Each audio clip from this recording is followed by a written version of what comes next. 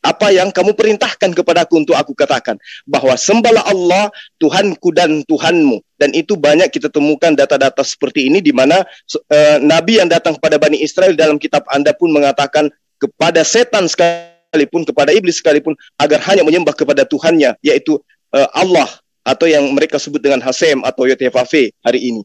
Lalu kemudian sedikit saya tambahkan, Yesus menerangkan bahwa di dalam kitab saudara terkait dengan apa yang ada dalam Al-Quran surah Al-Maidah 117, bahwa hidup kekal itu, nah kita semua mencari hidup yang kekal.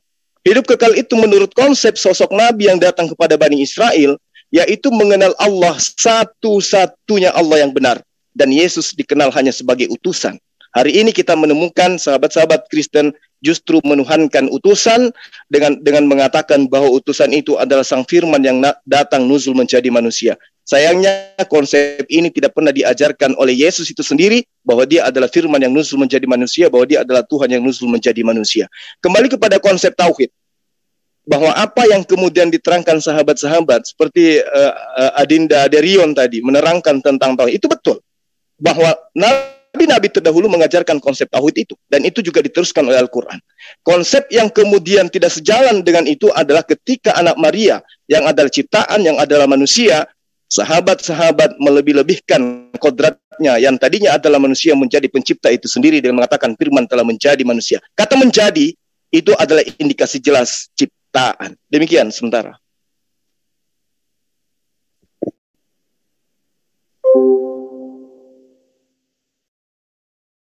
Ya, waktu sudah habis ya, sekarang giliran dari pihak Kristen untuk memberikan respons terhadap pernyataan pihak Muslim tentang tauhid. Silakan. Pihak Kristen? Halo? Siapa saya? Ya, siapa yang dari pihak Kristen memberikan respon terhadap tentang tauhid? Tentang tauhid ya. Oh, oke. Ya. Udah bisa dimulai? Ya, silakan. Ya, sedikit menanggapi tentang si Goldian yang selalu megap-megap kalau ngomong.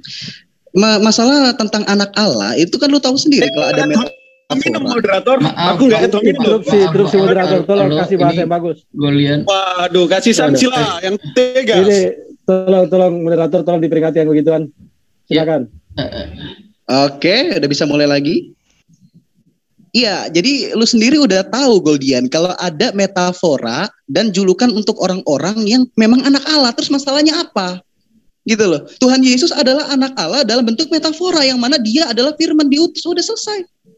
Kenapa dipermasalahin? Nah, yang kedua, masalah Zulkifli yang mempermasalahkan tentang Kristen menyembah utusan. Jangan salah. Yohanes 17 ayat 3 itu selaras dengan Yohanes 3 ayat 16. Bahwa begitu besar kasih Allah akan dunia ini sehingga ia telah mengaruniakan anak yang tunggal.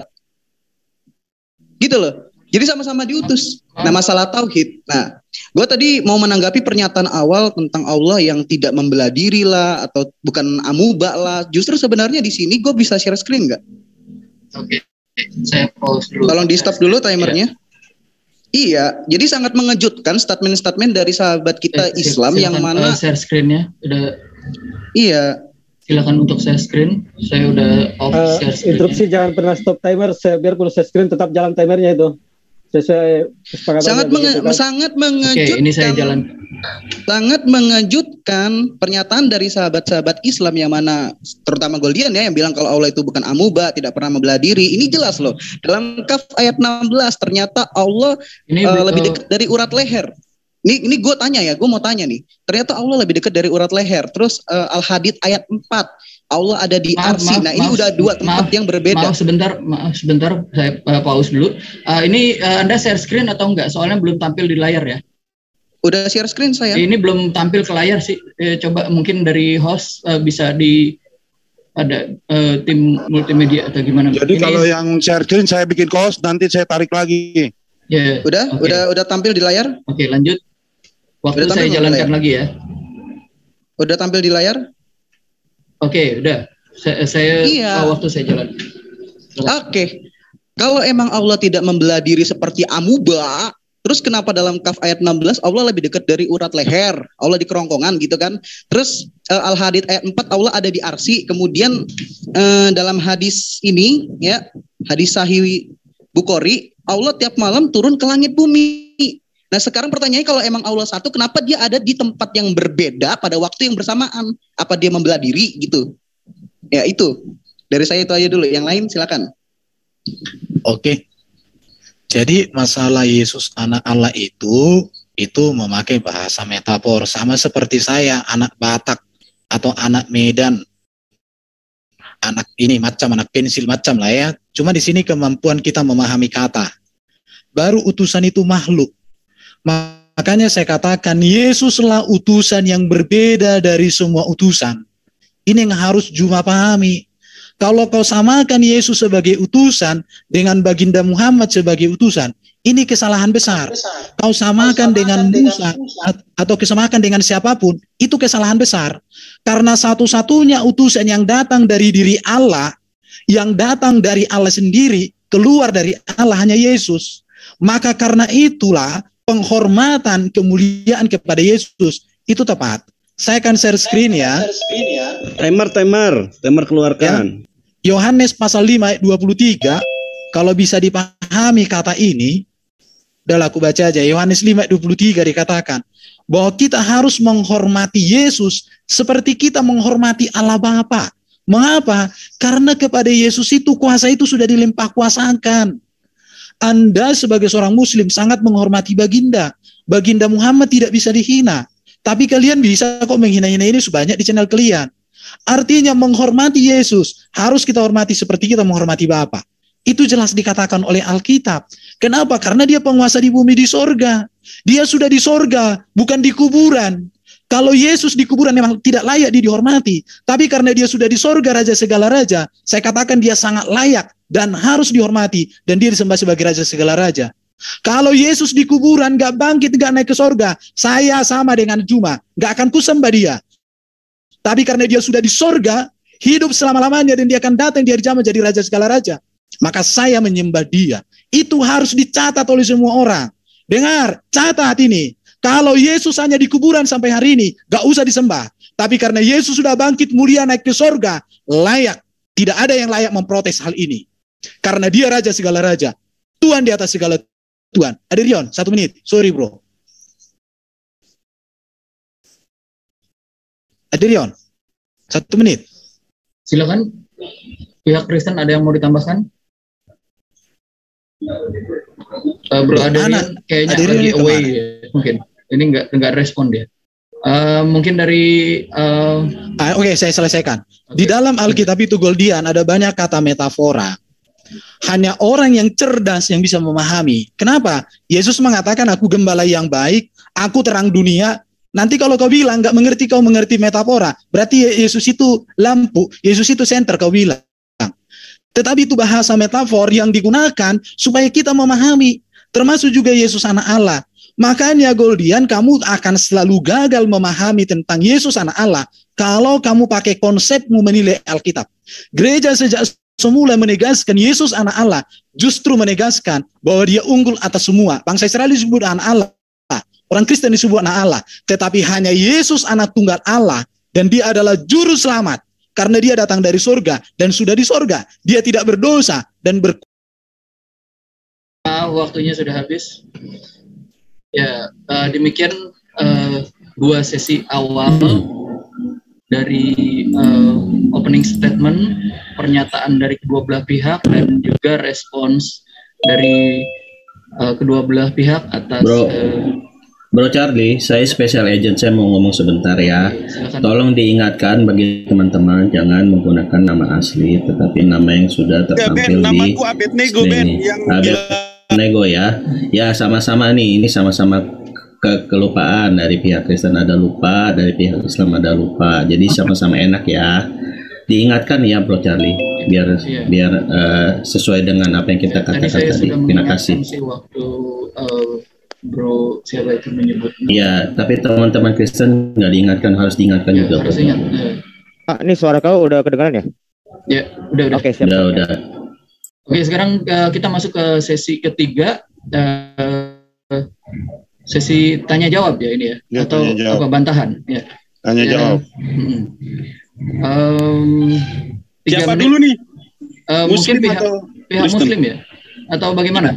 Muslim dulu. Pihak Muslim dulu. Afwan sebentar, ini ngasih masukan yang punya draft listing untuk perjalanannya dia. Tolong dikirim Japri ke Brother Charlie ya. Kasihan itu dari tadi ini. Udah di dia. Ya, ini draftnya ini ya, kayak apa struktur debatnya ini ya. Ini ya. Saya sih ya tadi begini ya. Ya, tadi saya sudah kasih kan Pak ya di room chat. Ya. Tadi sore ya. Ya. Tapi ya harap dimaklumi juga karena saya ini pertama kali jadi moderator, ya saya juga belum begitu fasih. Terus juga mungkin karena saya tinggal di pinggir jalan, ini ada noise dari ininya saya. Jadi kadang-kadang saya harus mute ya. Silakan dari pihak Muslim untuk memberikan pertanyaan kepada pihak Kristen. Silakan. Oke, saya ya. Baik. Naja Media ya. Abednego dulu boleh. Ya, saya.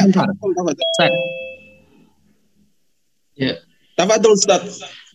Bismillahirrahmanirrahim. Saya ingin menanggapi pernyataan yang mengatakan bahwa Allah itu lebih dekat daripada kita min hablil warid. Interupsi. Ini sesi bertanya.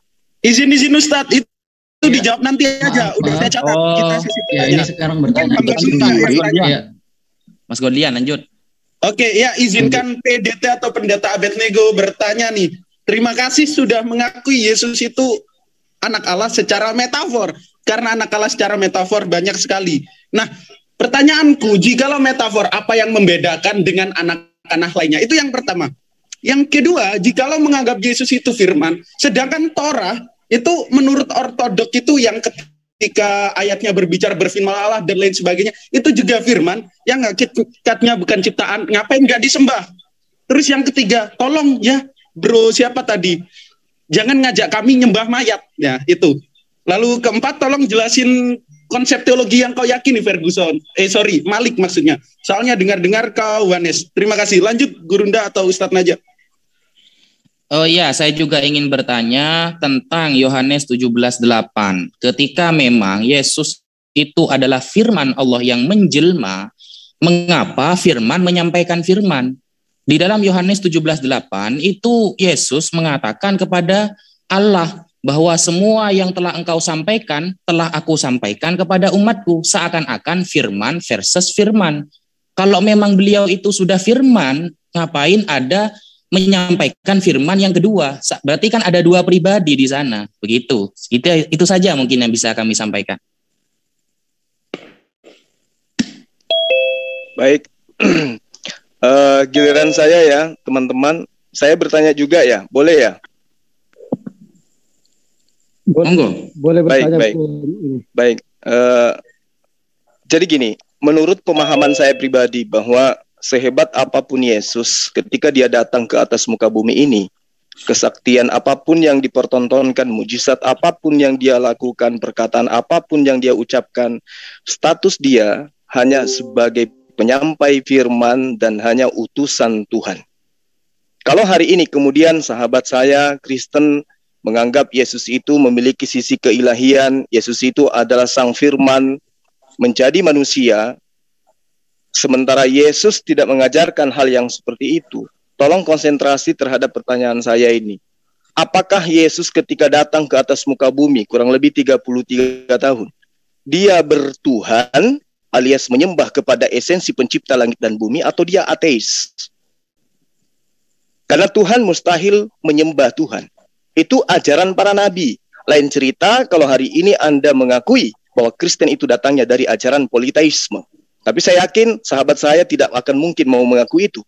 Oleh karena itu, mari kita jujur terhadap kebenaran. Yesus mengajarkan akulah Alfa dan Omega, membangkitkan orang mati. Yang tadi, maaf waktunya sudah habis. Sekarang dari pihak Kristen silakan. Oke, boleh saya? Adirion, boleh? Ya, silakan. Oke. Yang pertama, apa bedanya Yesus anak Allah dengan izin yang lain? Maaf. Izin sedikit. Itu waktu jawabnya kok cuma 3 menit ya? Ini kan bertanya ya. Ini sesi bertanya ya. Oke. Sorry. Ulang aja. Loh, atau bagaimana? Atau ini menjawab? Oh, ini bertanya dengan menjawab sama. Iya, sorry. Iya, 7 ini menit. 7 menit ya. Ini saya yang diputar ya. Maaf, saya enggak apa-apa sih. Saya atur ulang untuk menjawab ini adalah 7 menit ya. Iya, enggak cukup kalau 3 menit. Terus untuk berikutnya saya buatkan waktu juga untuk sesi penanya. Baik ya ngingetin. Lanjut. Ini untuk sesi tanya dan ya maaf ini sorry. Dan ini 7 menit ya. Menjawab. Nah, ya. Kalau jawab harus panjang memang. Ya. Oke, silakan. Pertanyaan dari Abednego ini sangat bagus dan dengarkan baik-baik. Yesus anak Allah, dia berasal dan keluar dari Allah, sedangkan yang lain disebut anak Allah hasil biologis manusia. Yesus disebut anak Allah, dia berkuasa mengampuni dosa, sedangkan yang lain disebut anak Allah tapi tak berkuasa mengampuni dosa. Yesus disebut anak Allah, dia mati, bangkit, mulia dan naik ke surga, yang lain mati tidak bangkit. Ingat itu ya. Yesus itu datang sebagai hakim di akhir zaman, yang lain itu akan mendapatkan dan menerima Yesus sebagai hakim buat mereka. Jadi gelar sebagai anak Allah kepada Yesus unggul atas semua gelar anak Allah kepada orang Kristen. Itu yang pertama. Tadi ada pertanyaan kedua, dikatakan Yesus menyampaikan firman. Kalau teks itu dilihat dalam bahasa Yunani, kata di situ tidak memakai kata logos, tetapi memakai kata rema. Rema itu artinya sesuatu yang sudah begitu mengubahkan, sesuatu yang begitu berkuasa mengubahkan. Itu rema. Jadi saudara muslim harus memahami ada 3 kata firman sedikitnya, yaitu logos dengan rema dan grape. Grape itu adalah tulisan para rasul tentang Yesus. Itu grape, tulisan. Dan itu disebut firman juga. Tapi rema itu firman yang berkuasa dalam hidup kita, mengubah hidup kita. Sedangkan logos itu adalah berbicara tentang pengetahuan, pikiran, dan hikmat Allah. Baru tadi pertanyaan dari Guru Juma ini, tapi saya tunggu kita 2 hatuha ya. Yesus itu dia menyembah kepada Allah dalam natur kemanusiaan. Ingat ya, karena ketika firman menjadi manusia, maka dia adalah manusia yang sempurna. Ingat ini, manusia yang sempurna. Dia manusia yang tak berdosa, satu-satunya dalam sejarah dunia ini. Maka iman Kristen tepat karena menerima Yesus yang sempurna. Dan dia menyembah kepada Bapa, bahkan dia menjadi teladan kami untuk menyembah kepada Bapa. Itu yang harus. Baru saudara Juma, harus kamu bisa bedakan beda arti kata Tuhan dan Allah, theos dan kurios. Kurios itu adalah gelar kepenguasaan kepada Yesus, dan itu terbukti bahwa kepada Yesus Bapa di surga memberikan kuasa di bumi di surga. Kuasa mengampuni dosa, kuasa mengalahkan maut, kuasa mengalahkan iblis, hanya Allah berikan kepada Yesus, bukan kepada para nabi. Buktinya para nabi mati, buktinya para nabi jatuh dalam dosa, buktinya para nabi masih ada yang tergoda sama iblis. Tetapi Yesus 3 hal ini dia selesaikan. Bahkan dialah kehidupan itu sendiri. Jadi Yesus itu bukan ateis, tetapi dialah pusat daripada rencana Allah bagi manusia. Dan dialah pusat iman Kristen untuk datang, karena dia pengantara kepada Bapa. Karena Yesus mengatakan, akulah jalan kebenaran dan hidup. Tidak ada seorang pun sampai kepada Bapa kalau tidak melalui aku. Karena Yesus datang dari Allah, maka yang datang dari Allah lah yang bisa membawa manusia kepada Allah. Karena Yesus datang dari sorga dan sudah di sorga, maka yang dari sorga dan yang sudah di sorga lah yang bisa kita percaya berbicara tentang sorga. Terima kasih. Adrian, lanjut. Ya, terima kasih. Ini terkait dengan pernyataannya Abednego yang menyebutkan bahwa jangan ajar kami menyembah mayat. Mayat itu adalah definisi mayat ya. Mayat itu adalah orang yang mati, dikubur dan ditunggu 3 hari untuk menguburkan dia. Itulah mayat. Mayat itu di Kejadian 3 ayat 19, boleh ditampilin Pak? Atau saya baca aja. Dengan berpeluh engkau akan mencari makananmu sampai engkau kembali lagi menjadi tanah. Karena dari situlah engkau diambil. Sebab engkau debu dan engkau akan kembali menjadi debu. Dan Yesus tidak menjadi debu. Yesus bahkan makan ikan goreng. Yang lainnya minum aqua gelas pun enggak. Nah, jadi kalau kamu menyebutkan Yesus itu mayat, kamu harus buktikan Yesus itu mayat. Tidak pernah. Yesus itu kebangkitannya itu disaksikan oleh 500 orang lebih. Dan itu tercatat bahkan bukan dari hanya kitab Injil kami aja yang mencatat itu, bahkan dari orang-orang Yahudi pun mencatat itu, di tahun-tahun 100-an. Kira-kira seperti itu. Terus yang sebentar. Apa yang membedakan dengan anak Allah yang lain? Yesus itu Yohanes 1 ayat 18. Dia duduk dalam pangkuan Bapa. Sebelum segalanya ada, dia sudah ada. Yohanes 7 ayat berapa? 15 ya mungkin. Yang aku datang dalam hadiratmu sebelum dunia ini ada. Itu sangat jelas disebut. Terus yang lainnya sebentar.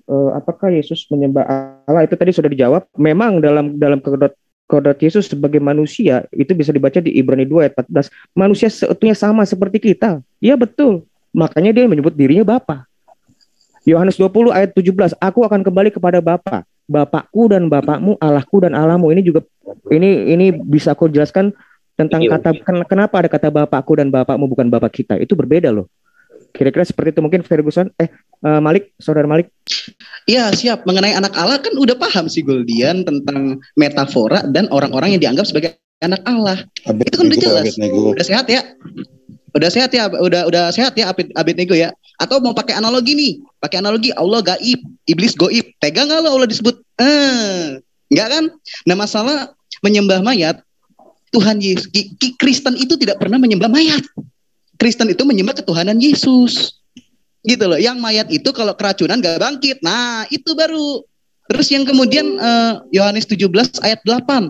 Yohanes 17 ayat 8 gak ada masalah. Firman itu sampai kepada Bunda Maria dan ketika dia menjadi janin dewasa, dia melawat setiap insan. Itu maksudnya firman yang disampaikan kepada mereka. Nah kemudian pertanyaan si Zulkifli yang ngajak ketawa ya. Tuhan Yesus ateis atau gimana? Boleh gak dibalik analoginya gini? Di luar Islam adalah kafir. Nah pertanyaan gue, Allah sholat berapa kali nggak? Allah Islam apa kafir? Itu aja pertanyaan, dibalik aja analoginya gitu loh, disamain biar enak gitu kan. Udah itu aja. Kalau yang mau nambahin silakan. Dalam Targum Yonatan itu firman disembah itu dalam Yudaisme. Jadi Yesus adalah firman, maka dia layak disembah. Jadi orang Kristen imannya sejalan dengan pemahaman orang Yahudi. Sekarang ya kembali kepada Muslim. Bagaimana Allah dengan firman dan rohnya, satu atau terpisah? Itu kalian pikirkan, nanti akan kita tanya itu. Kalau di Yahudi, Allah itu firmannya dan rohnya satu. Kristen juga Allah itu firmannya dan rohnya satu di dalam dirinya. Bedanya adalah sang firman itu hadir dalam natur manusia namanya Yesus. Itu saja perbedaannya. Dan memang kami adalah penyempurna dari kitab PL itu. Oke, terima kasih. Ya, oke. Sekarang pertanyaan dari pihak Kristen kepada pihak Muslim dan akan dijawab. Siap. Ya. Aku ya, duluan ya. Ya, boleh silakan Bang. Aku tertarik sama pernyataannya. Tunggu. Itu lihat di ini dong. Kan ada itu namanya summary. Respon jawaban 5 menit. Respon dari dan jawaban. Ada sanggahan 3 menit. Oke. Dilihat di chat. Respon dulu jawaban. Respon berarti respon dari pihak Muslim sekarang ya. Atas jawaban dari pihak Kristen. Berarti baru saya nanti 3 menit terakhir. Ini sekarang pihak Muslim ya, gilirannya ya. Ini sekarang pihak Muslim dulu. 5 menit. Ya, dan saya tambahkan ini 3 menit untuk sanggah. Jadi sekarang ini 5 menit untuk pihak Muslim untuk merespon dari ini ya. Ya silakan dari pihak Muslim. Gurunda, Ustadz silakan. Baik. Jadi saudara siapa tadi Malik Ferguson ya, terkait Anda ingin membalikkan Khalifah Malik Pak. Oke. Kembali kepada pernyataan Anda. Kemudian saya melihat Anda tidak mampu untuk menjawab itu. Jadi kenyataan yang ada, Yesus ketika datang ke atas muka bumi ini, dia itu bukan ateis. Dia bertuhan. Dia berdoa kepada Sang Tuhan. Ya, dia tidak mampu berkata-kata dari dirinya sendiri. Dia tidak mampu berbuat apa-apa dari dirinya sendiri. Kalau sahabat saya mengatakan, saudara Erben mengatakan, karena dia adalah manusia. Karena itulah kemudian coba Anda analisa perkataan Anda. Berarti Yesus itu adalah ciptaan. Karena yang tadinya sesuatu yang berbeda menjadi sesuatu yang berbeda itu adalah ciptaan. Dari tidak ada menjadi ada, itu adalah ciptaan. Berarti Anda sadar, Anda menyembah sesuatu yang merupakan ciptaan. Nah, ini yang kemudian Anda harus pahami. Bahwa ketika Yesus itu Anda katakan sebagai manusia, maka jatuh palu. Anda menyembah manusia. Kalau Anda mengatakan kemudian dia bangkit, dia hebat, dan saya dari awal mengatakan, apapun kehebatan Yesus, bangkit dari kematian, membangkitkan orang mati, bahkan berdiri di atas gunung yang paling tinggi di atas muka bumi ini, lalu kemudian dia berseru, akulah Tuhan, tidak ada Tuhan selain aku, maka tetap saja dia itu adalah makhluk ciptaan Tuhan. Dia adalah manusia. Sementara Tuhan yang benar tidaklah menjadi manusia. Tuhan yang benar itu maha besar, maha suci, maha tinggi. Dan itu diuraikan dalam kitab yang Anda tenteng setiap saat. Tuhan itu ada di atas selama-lamanya. Tidak mungkin turun ke atas muka bumi. Itu juga Anda tenteng selama-lamanya. Di kitab Anda ada tertuang seperti itu. Jadi anggapan bahwa Yesus itu bertuhan, berarti dia tidak ateis. Artinya, Yesus itu adalah praktisi Yudaism. Dia bukan seorang Kristen, tetapi dia adalah pentuhan. Dia adalah orang yang memegang teguh akidah. La ilaha illallah, dan dirinya adalah utusan Tuhan. Tidak ada Tuhan selain yang disembah oleh Yesus, dan dia adalah utusan Tuhan kepada Bani Israel. Demikian, silakan yang lain. Nah, makanya di dalam kitab-kitab sejarah, ya, contohnya dalam kitab Qososul Anbiya, cerita-cerita para nabi. Ketika risalah kenabian di kalangan Bani Israel berakhir pada Nabi Isa pun berdiri di hadapan kaumnya untuk memberitahukan kepada mereka bahwa risalah kenabian telah berakhir di kalangan Bani Israel. Dan akan datang seorang nabi lagi yang terakhir dari kalangan orang Arab, yang beliau adalah ummi, tuna aksara, yang merupakan penutup dari semua para nabi. Itu diceritakan di semua kitab sejarah dari orang-orang Islam. Jadi pengakuan ini tidak pernah Anda bawa untuk menyerang Islam. Kenapa? Karena akan bertentangan dengan Anda. Anda hanya membawa perkara-perkara yang menurut Anda mendukung Anda, padahal sama sekali tidak. Karena Anda tidak belajar yang namanya ilmu tafsir, mastalahul hadis, dan lain sebagainya. Makanya di dalam surah Shaf ayat 6 yang dikatakan Allah berfirman lalu, tatkala Rasul itu datang kepada mereka dengan membawa bukti-bukti yang nyata, mereka berkata ini adalah sihir yang nyata. Ini arahnya kepada dua. Ada kalanya kepada Nabi Isa saat beliau pertama kali menjadi nabi, banyak yang menentang. Yang kedua kepada Nabi Muhammad, yang menentang adalah dari kalangan Yahudi dan kalangan Nasrani. Sehingga surat Shaf yang nomor 14 juga menjelaskan bahwa kita dimotivasi oleh Allah sebagai umat Islam untuk mendukung agama Allah sebagaimana para pendukung Nabi Isa mendukung Nabi Isa untuk menjunjung tinggi agama Allah. Dan itu juga dijelaskan dalam kitab Al-Quran. Nah, mungkin sekian yang bisa kami sampaikan. Baik, terima kasih rekan-rekan Islam. Nah, saya menyambung ini. Nah, tadi kan cuma metafora. Iya, terima kasih. Gembala juga metafora. Dan kita Muslim tidak pernah menyembah yang namanya gembala atau metafor-metafor lain atau Tuhan yang bela diri seperti Amaba. Yang kedua, pertanyaanku tentang konsep teologi Ferguson yang desas-desus dia adalah Wanes. Tolong jelasin. Ferguson. Maaf, Ferguson. Ya, sorry, maaf. Oke, sorry. Waduh. Maaf kalau masih di pos. Oke, aku lanjutin. Enggak, bukan. Maaf ya dari pihak Muslim Goldian, saya pause, saya mute dulu. Sekali lagi Anda menyebut ya sesuai ini Anda sudah melanggar peraturannya. Kalau satu lagi Anda saya kick ya. Silakan lanjut lagi. Ya, mohon Adinda jangan jaga lisan, jangan sebut nama yang tidak dianjurkan. Silakan. Ya, sebut konsep teologi Bung Malik itu tentang itu. Nah, tadi tentang Torah yang menurut konsep itu adalah firman, tolong dijelaskan kok nggak disembah juga. Yesus 3. Habis waktunya, silakan. Sekarang dari pihak Kristen untuk bertanya ya.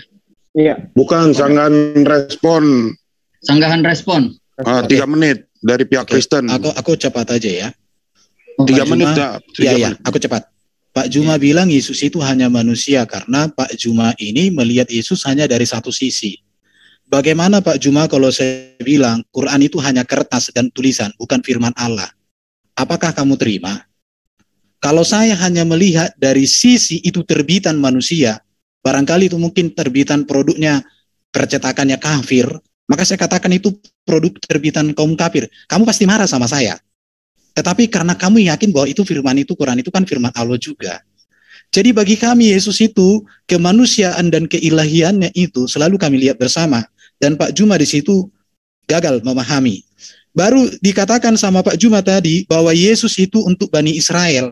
Tapi Pak Juma seringkali mengklaim bahwa Yesus sama dengan Isa. Di Al-Anbiya 21 ayat 9 dikatakan, dan dalam kurung ingatlah kisah Maryam yang memelihara kehormatan, lalu kami tiupkan roh dari kami ke dalam tubuhnya.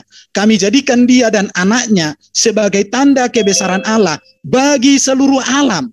Pak Juma, kenapa kau sangkali kitabmu sendiri hanya lebih menyerang iman Kristen? Kitabmu sendiri mengatakan bahwa Isa itu rahmat, tanda kebesaran Allah bagi seluruh alam. Bagaimana bro?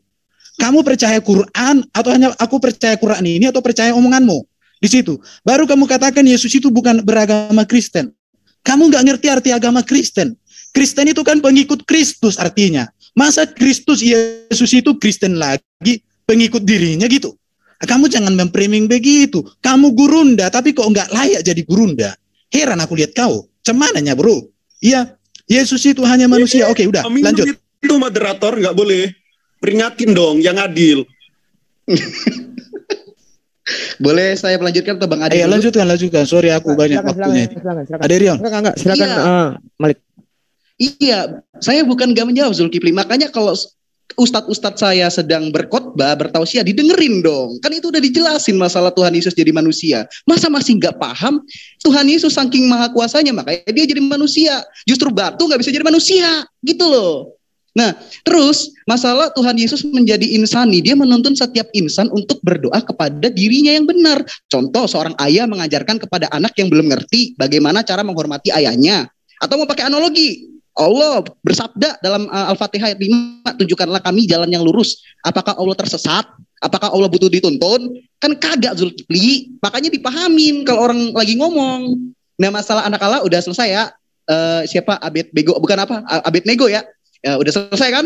Bahwa Tuhan Yesus dan orang-orang yang disebut anak Allah adalah dua hal yang berbeda. Analoginya adalah Allah goib, iblis goib. Kan gak tega kalau Allah disebut gitu kan?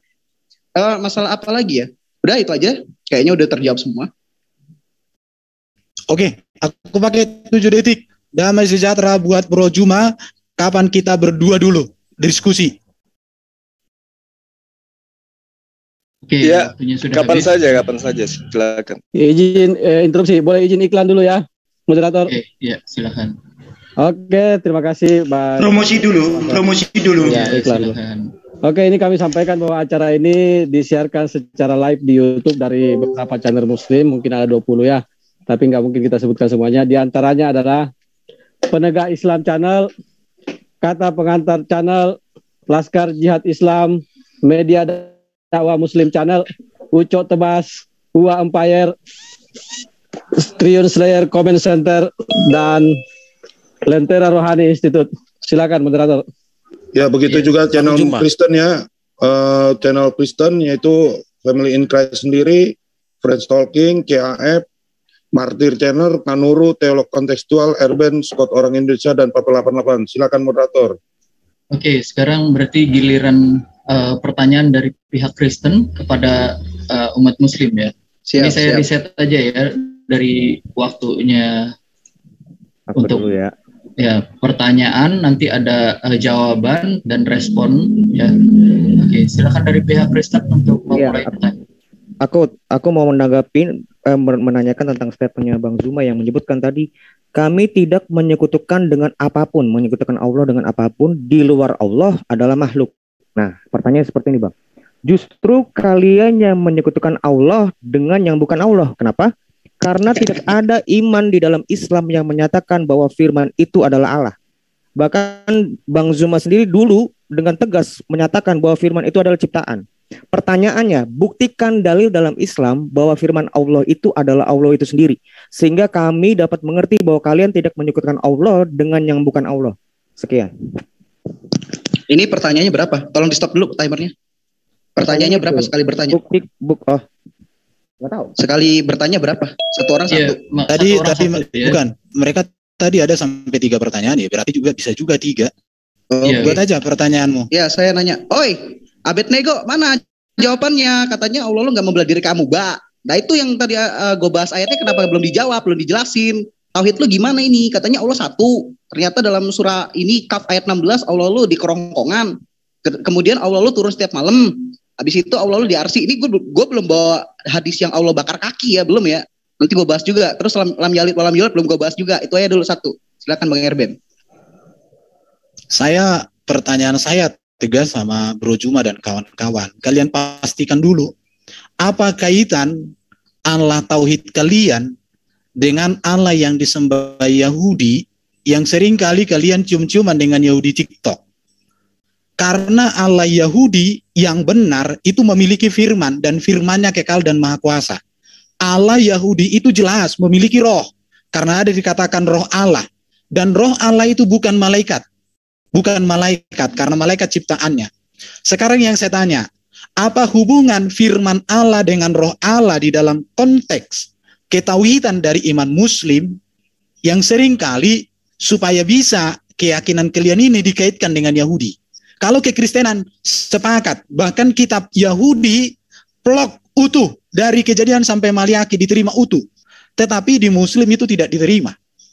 Atau buktinya tidak ada saya lihat ditempelkan atau disatukan, tapi kami menyatukannya.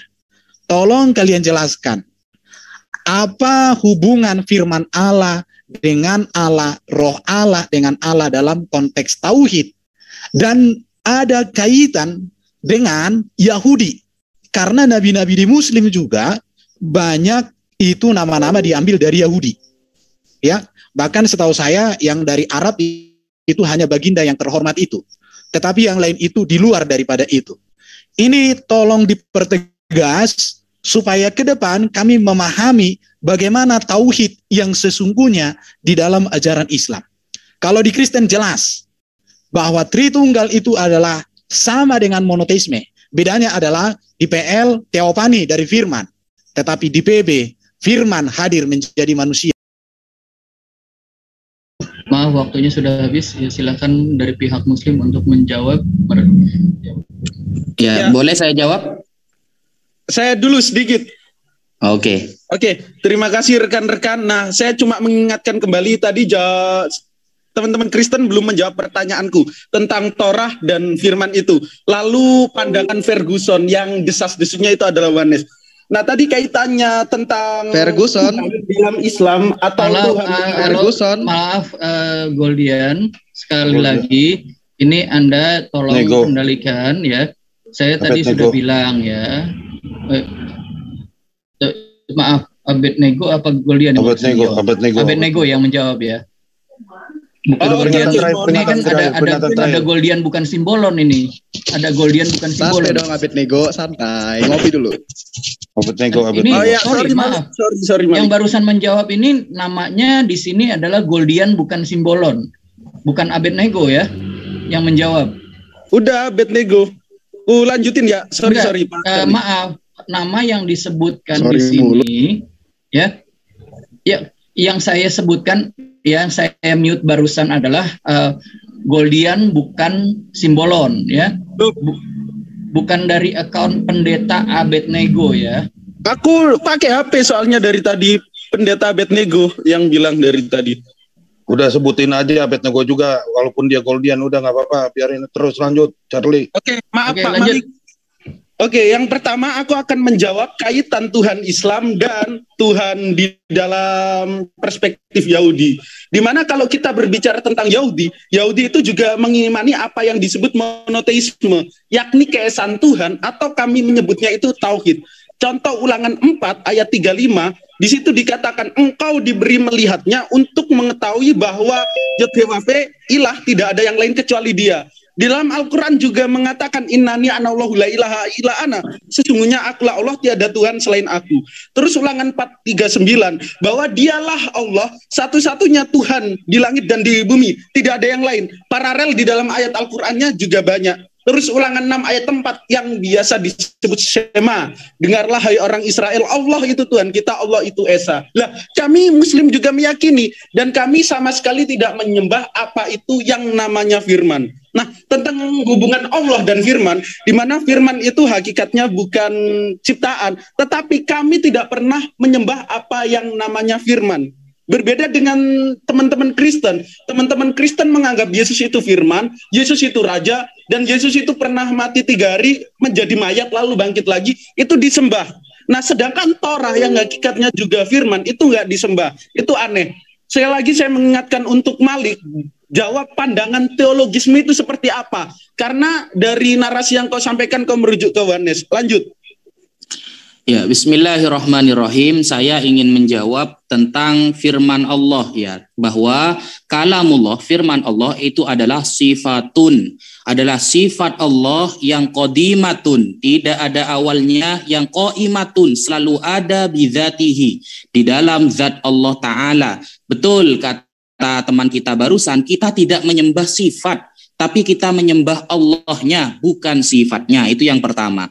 Yang kedua, kemudian masalah Allah itu lebih dekat daripada urat nadi. Kemudian mengatakan Allah itu turun di tengah malam, sepertiga malam. Oke, kami akan menjawabnya. Sebelum kita menjawab, Anda sebelum membaca Al-Quran atau memaknai Al-Quran harus belajar ilmu-ilmu untuk mengetahui makna Al-Quran.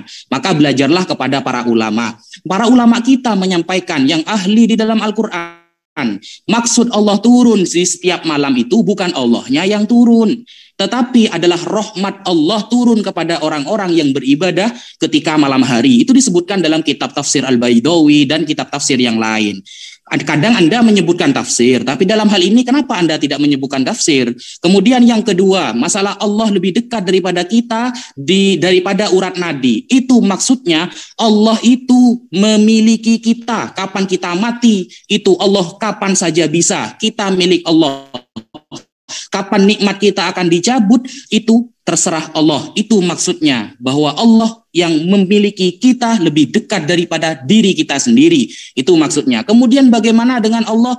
Wa huwa ma'akum aina ma kuntum. Allah dimanapun Anda berada. Maka ayat itu kata para ulama yang ahli dan faham memahami Al-Quran, maksudnya ilmu Allah, pengetahuan Allah itu tahu kita apa yang kita lakukan, meskipun rahasia atau terang-terangan, semuanya Allah tahu.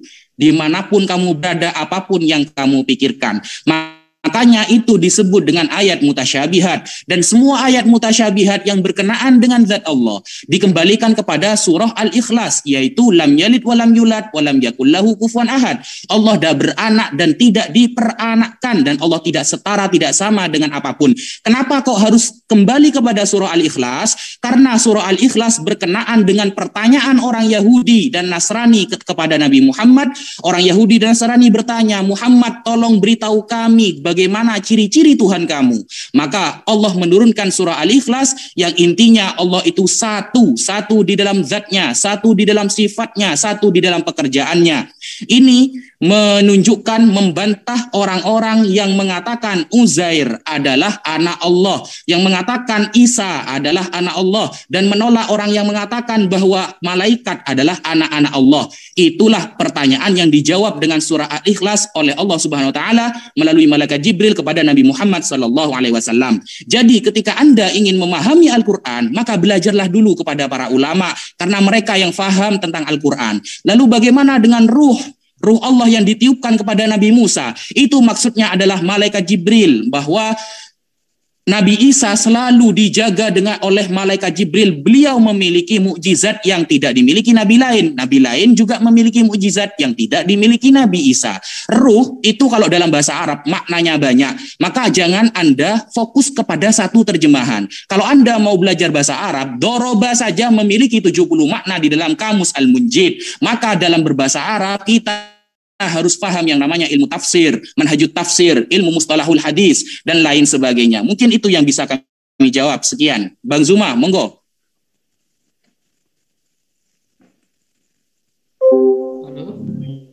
Pak Zuma? Masih ada waktu. Sorry, maaf saya sorry. Saya mute sendiri tadi. Di dalam Al-Quran itu sudah dijelaskan dalam surah Al-Anbiya ya, bahwa wa ma arsalna min qablika min rasulin illa nuh ilaihi annahu la ilaha illa ana fa'budun. Saya rasa ini tadi saya sudah sampaikan bahwa hubungan daripada pengajaran Allah kepada Rasul Muhammad SAW itu terkait dengan ajaran para rasul sebelum Rasul Muhammad SAW. Diterangkan di ayat ini, kami tidak mengutus seorang rasul pun sebelum engkau Muhammad, melainkan kami wahyukan kepada mereka bahwa tidak ada Tuhan yang berhak selain aku, maka sembahlah aku. Maka karena itulah kemudian, ya seperti yang disampaikan oleh Adinda siapa namanya tadi, Goldian, ya, bahwa ini fakta ajaran yang diajarkan menyembah kepada Allah itu sama seperti yang diajarkan di dalam Al-Quran. La ilaha illallah, menyembah kepada pencipta alam semesta yang kemudian dia bukan makhluk, dia tidak pernah mati dibunuh oleh makhluk, dan dia tidak tergantung kepada makhluk. Demikian. Masih ada waktu? 10 menit, 10 detik. Iya. Lalu kemudian yang dikatakan roh dalam Al-Quran, boleh wahyu Allah, boleh Jibril, boleh makhluk langit, boleh makhluk yang diberikan kepada ciptaan. Habis waktunya sudah habis ya. Silakan dari pihak Kristen untuk memberikan sanggahan dari pernyataan. Siap aku ya. Ini penting. Terkait tadi si Pak siapa tadi nyebut ya? Si kalam itu adalah sifat katanya kan. Kalam itu adalah sifat, tapi pertanyaannya, tapi apakah sifat itu Allah atau bukan? Nah, sementara sifat Allah tentu berada di dalam zat Allah. Kalau kalam atau sifat itu bukan Allah, tentu kalian tegas telah mempersekutukan Allah dengan yang bukan Allah. Makanya saya mau tahu, tadi kan pertanyaan saya lagi ya, tunjukkan bahwa firman itu atau kalam itu adalah Allah. Jadi jangan sampai saya berpikir kalau memang kalian telah mempersekutukan Allah dengan si kalam ini yang bukan Allah. Kan kalian kan menyebutkan kalam bukan Allah kan, hanya sifat. Suaranya nah itu coba buktikan. Iya, ini sekarang jelas nggak Pak? Udah jelas, ya, jelas. Jelas kok. Iya. Iya, silakan Pak Erben. Lanjut dulu. Nah itu tentang itu saya minta buktikan kalau kalam itu adalah Allah, karena kalau bukan Allah berarti kalian telah mempersekutukan Allah dengan yang bukan Allah. Kalau kami jelas firman adalah Allah, firman bersama-sama dengan Allah. Kami jelas, kami tidak bisa dibilang musyrikin. Silakan Malik. Masalah ilmu kalam aja belum beres, masih ada pertentangan dalam kalian gitu. Alasan beberapa Islam gak pakai, ya kalau emang gak pakai salahinlah yang pakai. Jangan selain kami kan cuma bawa data. Marahin malah mereka kalau bila perlu cekek sendiri. Belum lagi Ahmadiyah menabikan Mizra, belum lagi Syiah menabikan Ali bin Abi Thalib, belum kelar-kelar. Teologi nggak beres-beres. Terus masalah tadi Allah turun, bukan Allah yang turun rahmatnya, lagi-lagi ditambahin. Siapa yang bikin kayak begitu? Hadisnya nggak bilang begitu, jangan ditambah-tambahin. Ulama siapa? Malik bin Anas saya tempur sama Ibnu Ishaq. Ulama aja saling cakar-cakar belum beres. Nah, masalah ini apa sih? Allah tidak beranak dan tidak diperanakan. Nah, ini masalah besar buat kalian PR nih ya. Ini malah membuktikan Allah itu makhluk. Kenapa? Ya karena Allah sama dengan Adam. Adam tidak beranak dan tidak diperanakan. Malaikat juga tidak beranak dan tidak diperanakan. Kalau malaikat beranak dan diperanakan, di rumah sakit mana malaikat bersalin? Jawab itu coba. Kelarin dulu. Oh ya, masalah orang-orang perjanjian lama tidak menyembah firman. Di mana ayatnya? Kalau orang perjanjian lama gak menyembah firman, pakai logika dong. Jangan menyatakan sesuatu yang tidak ada ayatnya gitu loh. Abednego, sorry. Si Zulkifli sendiri juga nyebut Goldian tadi. Masalah Tuhan menjadi manusia. Nih, saya mau share screen dong. Tuhan gak boleh jadi manusia, tapi betis tersingkap. Ini gimana nih maksudnya nih? Gue nanya dong. Silakan, udah. Tolong dong, mau share screen. Di stop dulu waktunya. Lanjut. Iya, ini Tuhan gak boleh jadi manusia. Ini gimana? Tuhan gak boleh jadi manusia, tapi dia jadi betis. Pada hari betis disingkapkan. Nih ya, ayatnya Al-Kalam ayat 42. Kita koreksi hadisnya. Dalam hadis, ya ini hadis Sahih. Hadis Sahih Al-Bukhari 4358. Ini apa sih? Rob kita menampakkan betisnya, maka sujudlah setiap orang mukmin dan mukminat. Tuh, gak boleh jadi manusia, jadi betis. Belum gue bawa hadis Tuhan bakar kaki. Dah itu aja. Oke, jadi dari tadi saya belum melihat eksistensi ketauhidan Allah di dalam pemahamannya Pak Jul ini, karena setahu saya kalau Allah dalam PL itu kan menyatakan diri melalui suara secara langsung, melalui api, melalui terang, melalui taupani. Tetapi hal ini tidak pernah kita temukan di dalam teologi Muslim atau di dalam kitab Muslim. atas dasar apa kalian mengatakan bahwa Allah kalian itu, tauhid itu sama dengan apa yang ada di dalam kitab PL? Bahkan tadi dikatakan roh diberikan kepada Musa katanya. Saya sudah cukup banyak membaca kitab tentang tafsir PL. Saya belum pernah mendengar bahwa roh yang diberikan kepada Musa itu adalah Jibril. Saya nggak tahu di buku mana itu. Tapi kalau Yahudi TikTok, saya katakan ya wajar. Saya kalau dari situ saya maklumi. Tapi kalau Yahudi yang benar atau orang Yahudi yang menulis tentang teologi PL, rekan. Recording in progress. Aku nggak. Kenapa kok digini-ginikan ini? Recording stopped.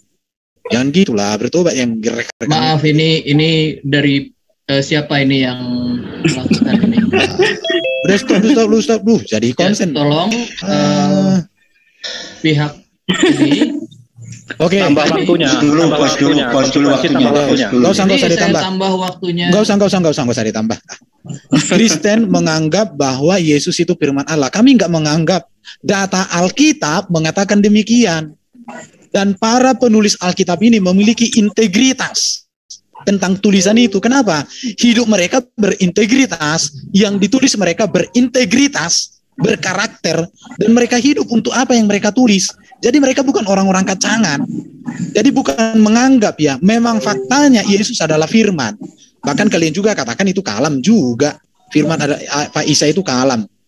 Itu bro.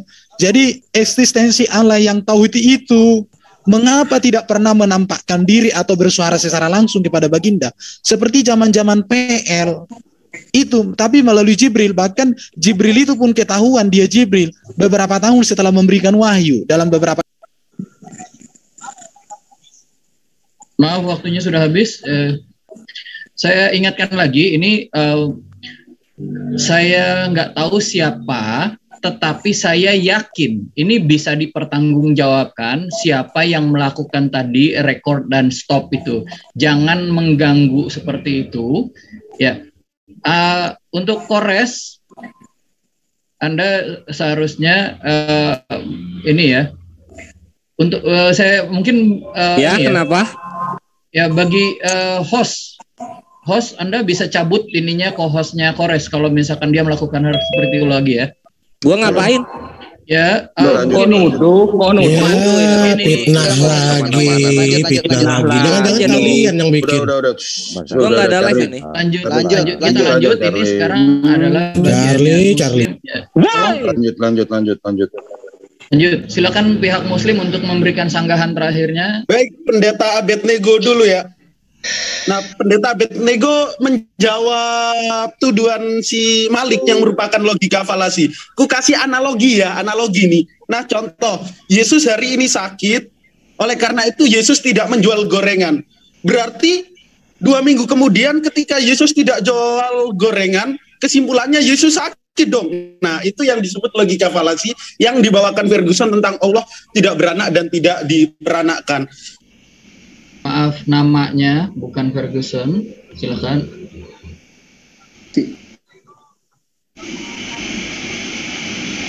Ya, udah bisa di. Aduh, kemute. Itu tadi saya ini dimut mulu. Bukan begitu. Anda jangan menyebut nama. Jangan menyebut nama Ferguson. Itu tadi. Saya kick Anda sekali lagi ya. Tadi Anda sudah menyebut bukan nama yang ditetapkan. Ya. Anda kick, kami bubar. Ya, sekarang ini Anda yang Anda sendiri yang Pak, belajar lagi dong. Ini Charlie nyebut kalau jadi itu bukan begitu dong. Anda kan tadi setuju ya. Banyak ngomong kalau Goldian jangan pakai Ferguson, pakai Malik. Udah itu ulang-ulang diingatkan. Dia mau berubah, dia mau hijrah, dia menjadi lebih baik. Kita dukung ya. Pakai Malik panggilannya. Ya, silakan. Ya di situ Abednego sudah salah ya. Dan jangan Anda itu mengingkari ini sudah disepakati ya. Sekali lagi saya kick ya, benar. Ya, dan Anda mau bubar silakan. Ini membuktikan ketidakhandalan kalian. Oke? Ya. Baik, Pak moderator yang baik hati dan pintar sekali. Maaf. Nah, pertanyaan bukan. Saya ingin tanggapan dari rekan-rekan, apakah Torah itu hakikatnya ciptaan atau bukan? Itu saja. Lanjut yang lain. Ya, tadi saudara kita dari pihak Kristen lagi-lagi membawakan ayat mutasyabihat. Mereka bilangnya kami hanya membawa data. Itu perbedaan ulama Anda banyak. Loh, Anda kan tidak pernah belajar fikih. Anda tidak pernah belajar namanya usul fikih. Kalau perbedaan di kalangan umat Islam tentang furu-furu cabang-cabang agama adalah perbedaan yang rahmat. Makanya Umar bin Abdul Aziz yang pernah menjadi khalifah mengatakan, kalau andaikan para sahabat nanti para ulama tidak berbeda, maka lan sadda babur ra'yi, maka kita akan sempit pemikirannya dalam hal furu atau cabang agama. Kalau dalam akidah ketuhanan, kita sepakat bahwa Allah itu satu di dalam sifatnya, satu di dalam pekerjaannya, juga satu di dalam wahdaniyah, ya, sifat dan zatnya. Makanya saya bawakan barusan tafsir tentang berkaitan pertanyaan orang-orang Nasrani dan Yahudi kepada Nabi Muhammad, bagaimana ciri-ciri Allah. Maka ketika Anda mengatakan Ar-Rahmanu 'alal 'arsy istawa, Allah di langit, itu kan dimaknai oleh para ulama. Karena kenapa saya kok mengatakan para ulama? Karena beliau yang lebih faham daripada kita semua. Kita kan seperti jenengan barusan hanya menyomot ayat dihadapkan kepada kita. Sedangkan Anda bahasa Arab saja gak bisa. Maka para ulama kita yang ahli dalam bahasa Al-Quran menyampaikan. Dan ilmu kita itu bersanad. Makanya Abdullah bin Al-Mubarak mengatakan al-isnadu minad-din laulal isnad laqala man syaa ma syaa. Sanad bagian dari agama, andaikan tak ada sanad maka orang akan berkata semaunya. Kami sampaikan penafsiran para ulama. Ruh itu dalam bahasa Arab artinya banyak. Makanya kita tidak pernah berpaku kepada terjemahan. Kita tidak pernah berpaku kepada terjemahan. Jadi terjemahan itu hanya berlaku kepada ayat yang muhkamat dan mutasyabihat. Apa muhkamat sama mutasyabihat? Ya, maaf waktunya sudah habis. Sekarang kita masuk kepada sesi closing statement ya. Jadi saya akan buat belum. Ini Muslim yang kedua penanya, narasumber yang kedua penanya. Yang kedua. Karena ada 4. Ini baru 1 Muslim, 1 Kristen. Berarti kan jadi, Muslim yang kedua belum dan Kristen yang kedua belum. Oh, jadi ulangi lagi ini ya, apa? Ya. Timernya berapa menit itu masing-masing? Sama. Jadi mungkin boleh ini dulu iklan dulu. Iklan. Sambil saya riset ini ya. Iya. Ya silakan Pak Keser dulu. Ya Bapak dulu lah. Oke lah kalau gitu, terima kasih moderator dan host. Ya, kembali kami sampaikan bahwa acara ini disiarkan secara live di beberapa channel YouTube Muslim. Mungkin ada 20 ya, cuma nggak sempat saya sebutkan semuanya. Di antaranya adalah Penegak Islam Channel, Kata Pengantar Channel, Laskar Jihad Islam, Media Dakwah Muslim Channel, Ucok Tebas, Wa Empire, Triun Slayer Comment Center, Lentera Rohani Institute, dan Channel. Terima kasih. Jadi mute dulu ya. Channel itu siapa nih yang punya? Oke, mute dia. Channel Kristen yang melivekan ini adalah Family in Christ, Friends Talking, KAF, Sang Apologet 12, Martir Channel, Kanuru, Teolog Kontekstual, Uti Watimena, Erben, Scott Orang Indonesia, Pape 88, Bram Wahana, Linsi Murtad, Ferdinand Wardana, Domba Kecil, dan WAFM. Lanjut, Charlie. Oke. Ya, sekarang pertanyaan Muslim yang kedua. Pertanyaan untuk ya dari pihak Muslim ya. Dari pihak Muslim apa dari pihak Kristen? Muslim. Dari pihak Muslim yang kedua, silahkan dimulai. Boleh dong aku bertanya dari pihak Muslim, boleh nggak nih? Tolong tidak usah diganti. Narsum nih. Dari narasumber partisipan ya. Nanti. Oh ya, sorry. Guru Ndazuma, tafadhol duluan. Baik. Jadi terkait dengan apa yang kita bahas pada malam hari ini ya, sahabat-sahabat tadi sudah mengakui bahwa Yesus itu bukan ateis, berarti dia bertuhan. Nah, saya masuk poin ke data yang kemudian acap kali kita jadikan sebagai bahan dalam diskusi. Yesus dengan lisannya sendiri menerangkan begini, hidup kekal itu adalah engkau bahwa mereka mengenal Engkau satu-satunya Allah yang benar. Yang ingin saya tanyakan kepada sahabat saya di sini, satu-satunya Tuhan yang benar itu yang mana menurut Yesus? Itu pertanyaan saya. Tolong dijawab dengan tegas berdasarkan dalil. Adakah Yesus, kalau Anda mengatakan Yesus, adakah datanya Yesus mengatakan akulah satu-satunya Allah? Atau kalau Anda mengatakan Roh Kudus, adakah Roh Kudus mengatakan aku satu-satunya Tuhan? Ataukah Bapa sendiri yang mengaku itu? Karena di dalam Yohanes 14 nomor 28, Yesus mengaku begini, kamu telah mendengarkan bahwa aku telah berkata kepadamu, aku pergi, tetapi aku akan datang kembali kepadamu. Sekiranya kamu mengasihi aku, kamu tentu akan bersukacita karena aku pergi kepada Bapakku, sebab Bapakku lebih besar daripada aku. Kemudian dalam Yohanes 20 nomor 17, janganlah engkau memegang aku, sebab aku belum pergi kepada Bapa, tetapi pergilah kepada saudara-saudaraku dan katakanlah kepada mereka bahwa sekarang aku akan pergi kepada Bapakku dan Bapakmu, kepada Allahku dan Allahmu.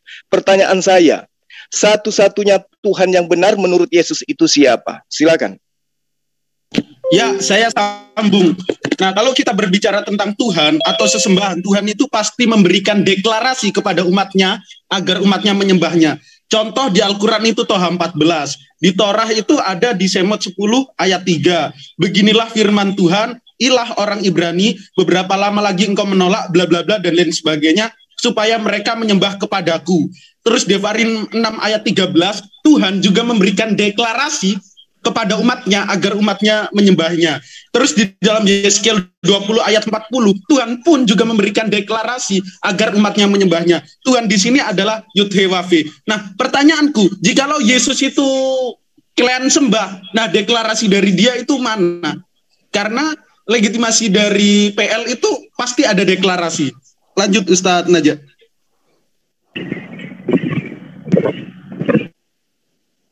Oke, mungkin kalau tidak, tolong jelaskan Torah itu ciptaan atau bukan, gitu.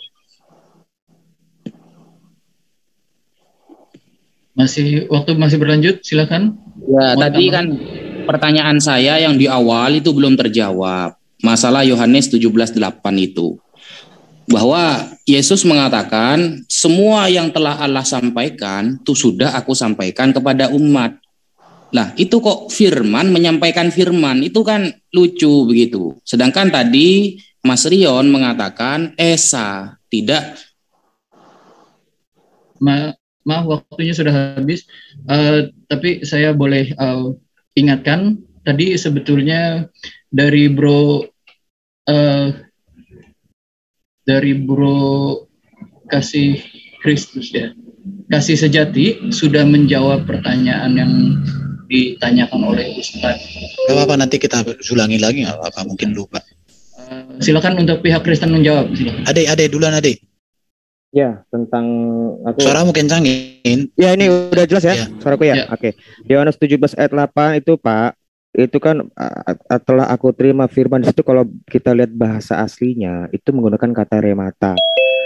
Jadi yang Yesus itu menerima itu sebagai bentuk dia adalah sarx egeneto, dialah yang menerima remata. Yesus itu sendiri adalah hologos. Tapi memang terjemahannya, karena Bapak ini hanya membaca terjemahan, Bapak nggak mengerti. Kata firman di situ pun bukan merujuk pada hologos, tapi remata. Perkataan verbal. Remata dengan hologos itu berbeda. Terjemahannya ya sama-sama aja, ya sama aja toh. Akhirnya kalian juga kan nggak ngerti bahasa aslinya kan? Karena kalian tidak belajar dengan bahasa aslinya, terjemahannya tok. Saya belajar. Nah itu tentang Yohanes 17 ayat 8 mengenai tentang satu-satunya Allah yang benar, ya itu Bapak, betul. Saya mengakui itu. Bisa di share screen nggak Pak? 1 Korintus 8 ayat 5 dan 6 ya? Enggak, aku mau bilang 1 Timotius 2 ayat 5. Ya udah. Share lah. Ini waktu masih berjalan ya? Iya. Ya, langsung cepat aja. Jadi di situ kan Allah, coba kita baca, aku lupa. Aku 1 Timotius 2 ayat 5. Biar kita tahu, seperti yang tadi aku bilang, orang Israel pada saat itu tidak lagi mempertanyakan Allah itu siapa, berapa, 1 atau 2 atau enggak. Mereka itu lagi menanti Sang Mesias. Beda dengan orang-orang yang lain-lain di zamannya Musa, di zamannya Baginda Muhammad, bukan. Mereka itu lagi menanti Mesias. 1 Timotius 2 ayat 5 itu sebentar ya. Karena Allah itu Esa pula dia yang menjadi pengantara antara Allah dan manusia, yaitu manusia Kristus Yesus. Inilah kemanusiaan Yesus Kristus, inilah menjadi penebus, Pak. Inilah yang disebut perjanjian baru. Di dalam kekristenan itu bukan lagi mau menyatakan akulah Tuhan, sembahlah aku, karena orang Israel tuh udah tahu kok Allah itu siapa. Mereka nggak ngerti Mesias itu siapa. Nah, ini mungkin pemahaman ini penjelasan ini butuh tema baru lagi gitu loh. Mungkin kira-kira seperti itu, Saudara Erwin atau Saudara Malik. Jadi akulah Allah nggak perlu lagi juga dikatakan di dalam PB. Kenapa? Karena para rasul itu kan orang Yahudi juga, Bro Adirion ya kan? Para rasul itu orang-orang Yahudi. Dan kitab PL ini diterima oleh gereja para rasul sejak semula.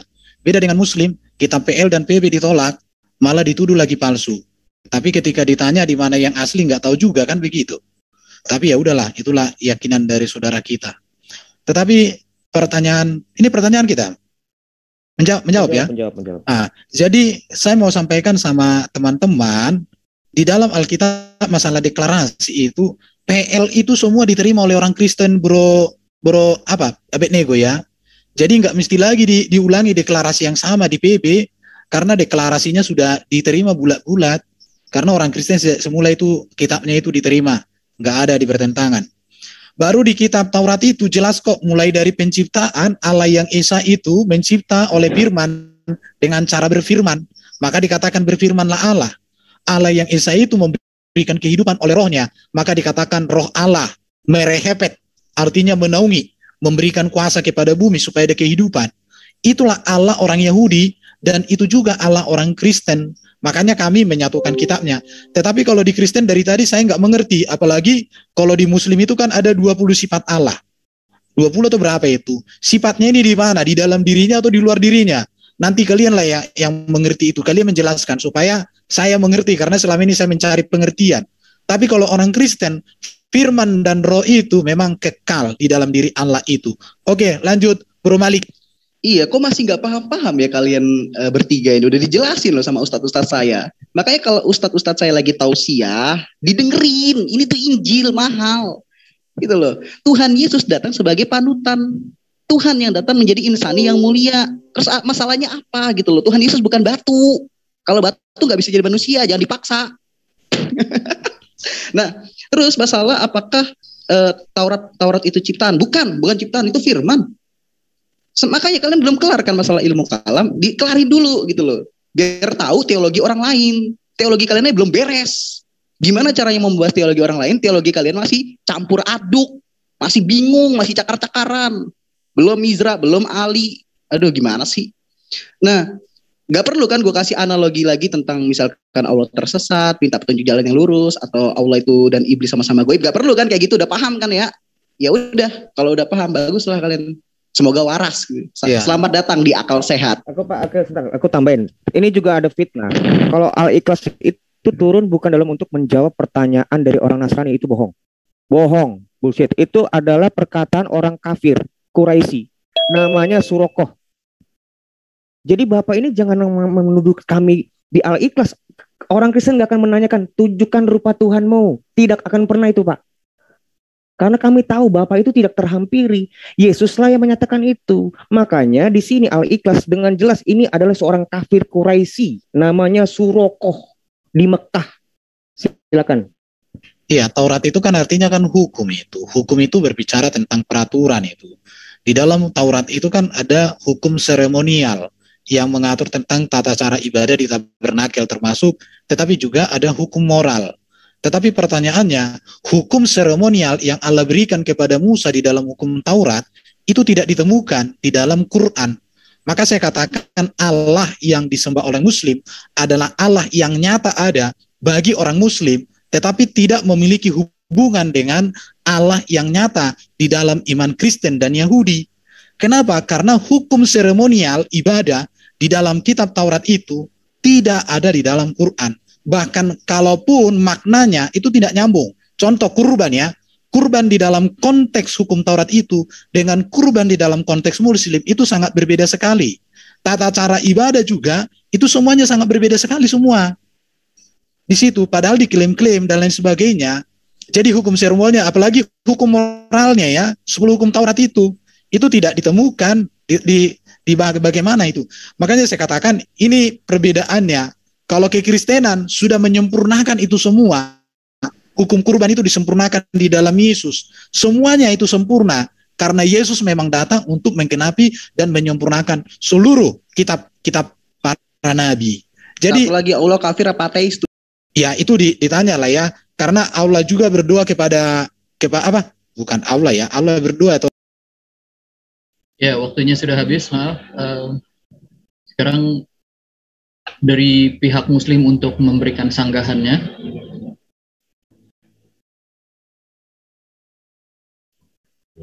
Silakan, halo. Dari pihak Muslim. Baik, makasih. Ya, yang pertama terkait dengan kalam tadi ya. Jadi kalam dalam arti kata sifat Allah dengan ilmu kalam itu Anda harus bisa pisahkan. Itu berbeda, ya. Jadi kalam itu bahasa Arab, artinya adalah berfirman atau berkata. Nah, kalam ini adalah sifat yang melekat pada diri Allah. Artinya apa? Bahwa esensi Allah itu memiliki kekuasaan berbicara dan berkata secara sempurna tanpa batasan dan tanpa bantuan siapapun.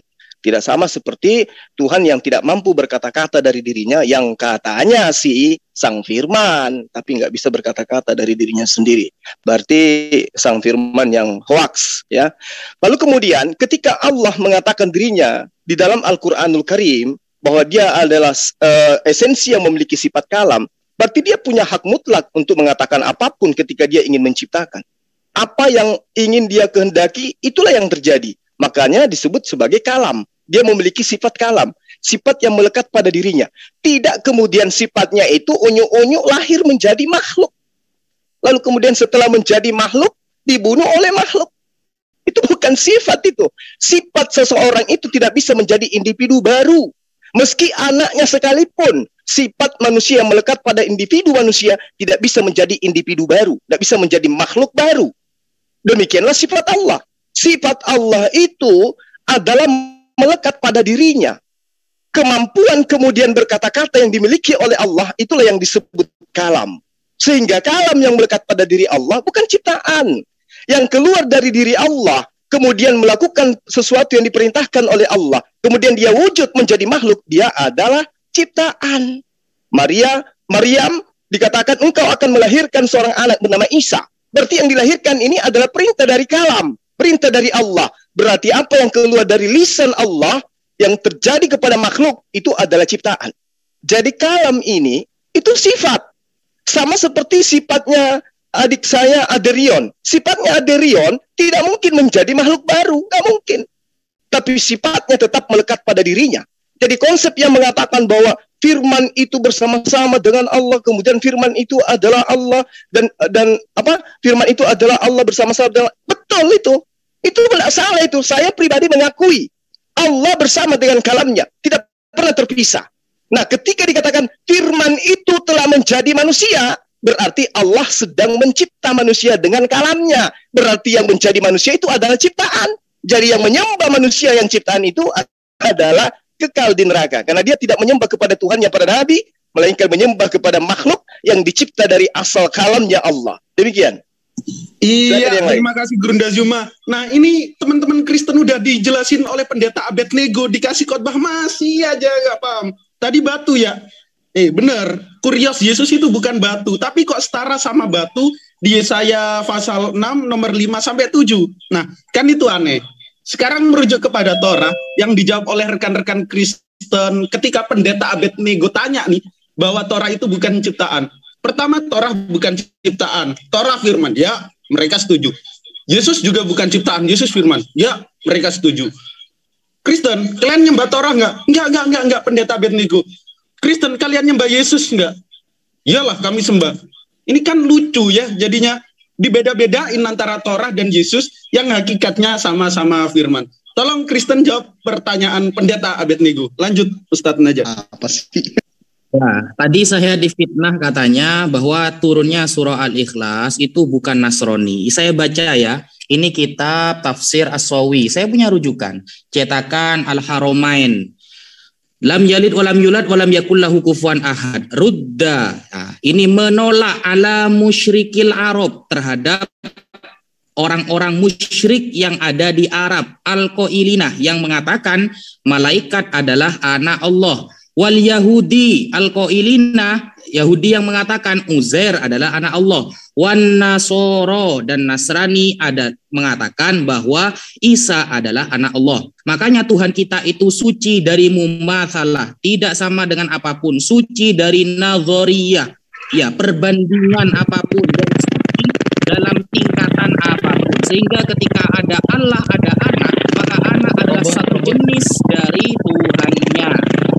Ketika ada anak dan ayah, maka anak adalah satu jenis dari Tuhannya. Dalam teori bahasa seperti itu. Dan Allah suci dari semua itu. Ini ada pada halaman 500. Ya, wis. Oke, waktu sudah habis. Silakan pihak Kristen untuk memberikan sanggahan terakhirnya. 3 menit waktunya.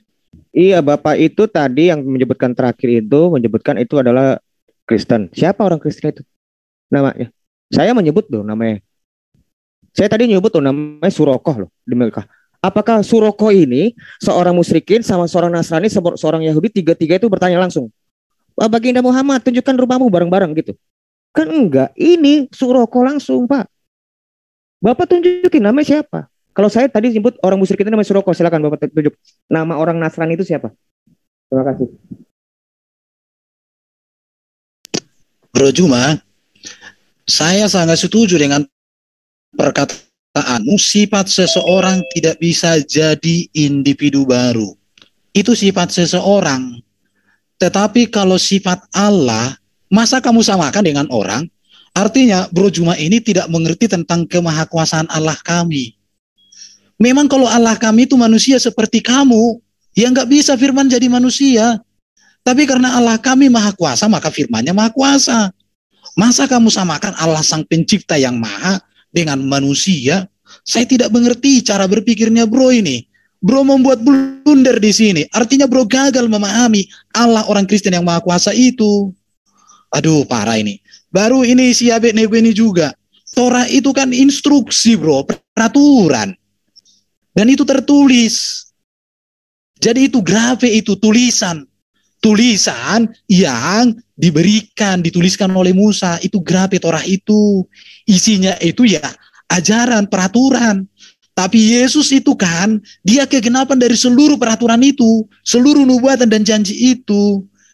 Jadi mengapa Yesus disembah? Ya karena dia firman. Di dalam PL tadi saya sebutkan itu dalam konteks teologi orang Yahudi, di Targum Jonathan, itu ada bahwa firman itu disembah mereka. Di situ bro. Tapi kalau Taurat itu hukum itu untuk dilakukan bro. Contoh, jangan mencuri, jangan membunuh, jangan berzina. Itulah Taurat. Ya kita tinggal berzina. Ya bro ini gimana sih? Ayo Malik lanjut. Mau share screen bentar, tolong di stop dong, bisa? Nggak boleh di stop, langsung jalan. Ngomong aja sambil share. Iya, itu udah jelas banget gitu. Pendapat atau pemaparan dari dua ustadz saya, tausiahnya udah kelar sebenarnya. Mau apa lagi yang mau dipertanyakan? Masalah batu. Tuhan Yesus itu bukan batu. Kagak pernah orang Kristen berdoa depan batu. Dan kagak pernah orang Kristen ngusap batu dengan harapan, dengan iming-iming dosanya terhapus. Gitu loh. Bisa nggak sih bedain ayat mutasyabihat? Nggak bisa. Perlakukanlah seperti Quran. Udah itu aja. Iya, jadi artinya mari kita berpikir jernih, berpikir cerdas di dalam memahami. Tolonglah kalau berbicara tentang Allah kami, ya, maaf waktunya sudah habis. Ya, ini sebelum kita masuk ke yang terakhir. Ya, sebelum Kristen yang kedua.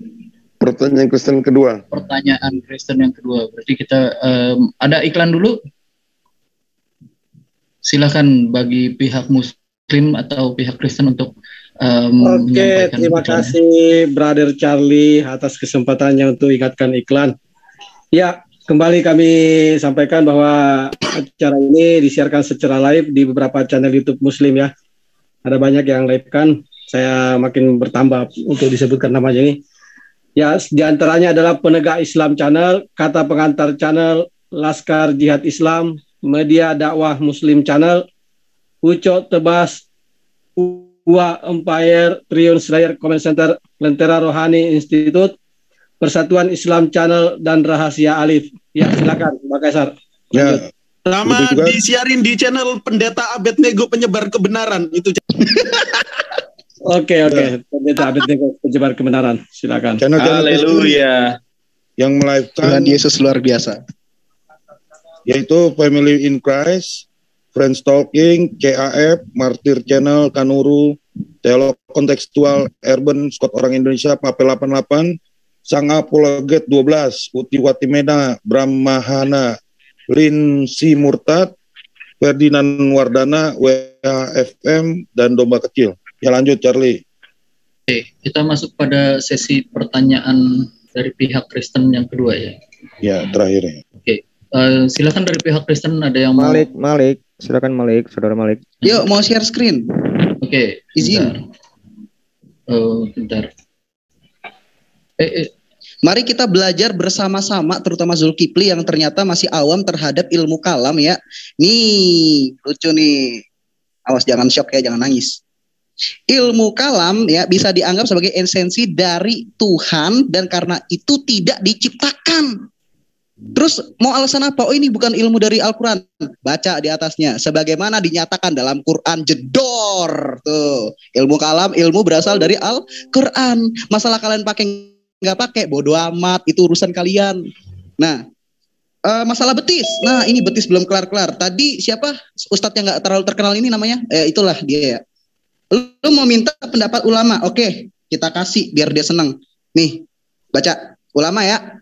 Saya mendengar kalangan salafiyin meyakini dengan makna literal tentang sifat Allah Ta'ala, yaitu mereka beriman bahwa Allah berada di atas arsinya dan bahwa dia memiliki tubuh, wajah, betis. Nah, makan tuh. Gimana itu coba? Coba diselesaikan dulu ini. Teologi lu nih yang belum kelar, tauhid nih. Dah, lanjut.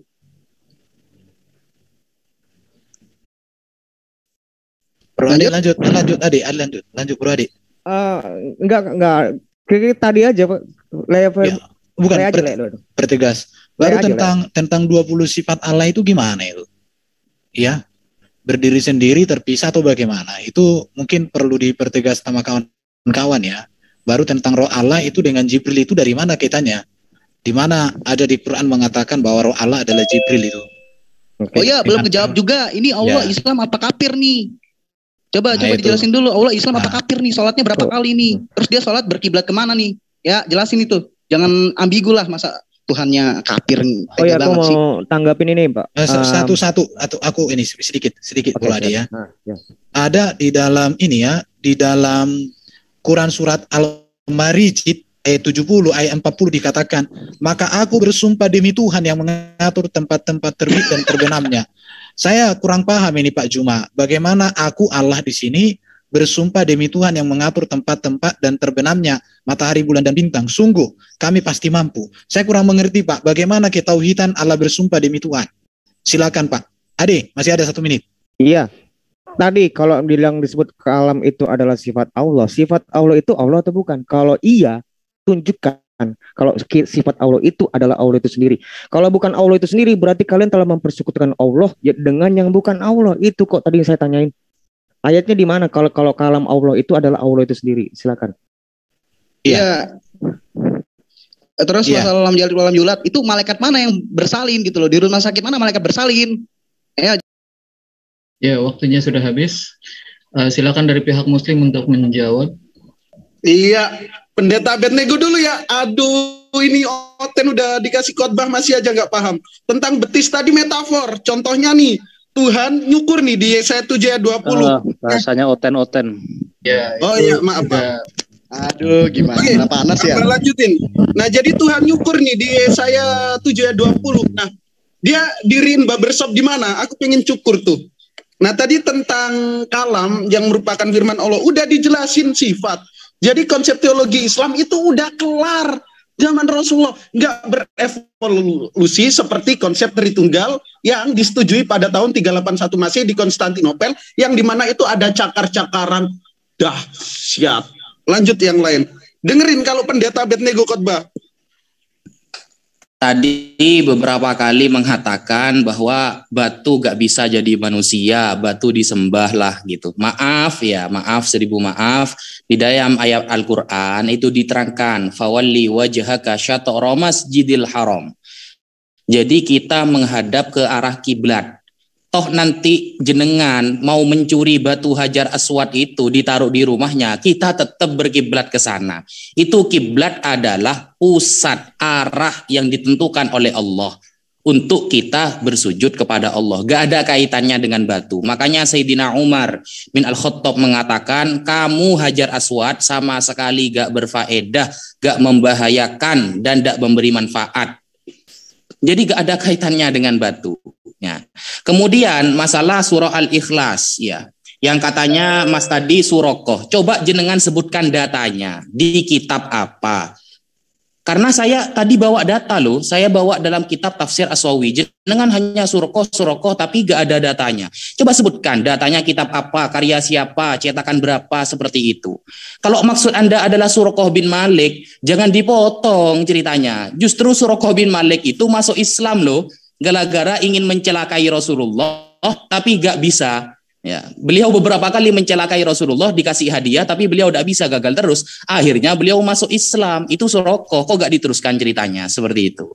Kemudian masalah betis, ya. Saya kan sudah bilang tadi, kalau gak paham bahasa Arab, jangan coba memaknai Al-Quran. Wah, Anda tadi bilang sendiri kok, kalau gak paham bahasa Yunani, jangan memaknai Injil. Loh, kita juga boleh dong berkata, Anda kalau gak bisa bahasa Arab, jangan memaknai Al-Quran.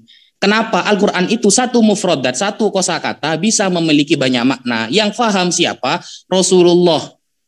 Kemudian disampaikan kepada para sahabat, disampaikan kepada tabi'in, dan para ulama sampai sekarang. Oke, teruskan, Bang Zuma.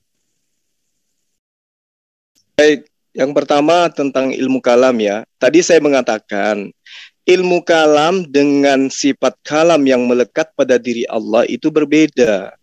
Kalau ilmu kalam itu adalah salah satu pembahasan mengenai dasar-dasar dalam agama Islam. Ya, tentu cakupannya kemudian penting dibahas karena terkait dengan apa yang menjadi akidah di dalam ajaran agama Islam. Misalnya dalam hal berbicara mengenai esensi Tuhan itu sendiri, penciptaan manusia, proses penciptaan manusia, hakikat penciptaan manusia, dan seterusnya. Itu ilmu kalam. Sementara sifat Allah yang adalah kalam, itu adalah esensi yang melekat pada diri Allah.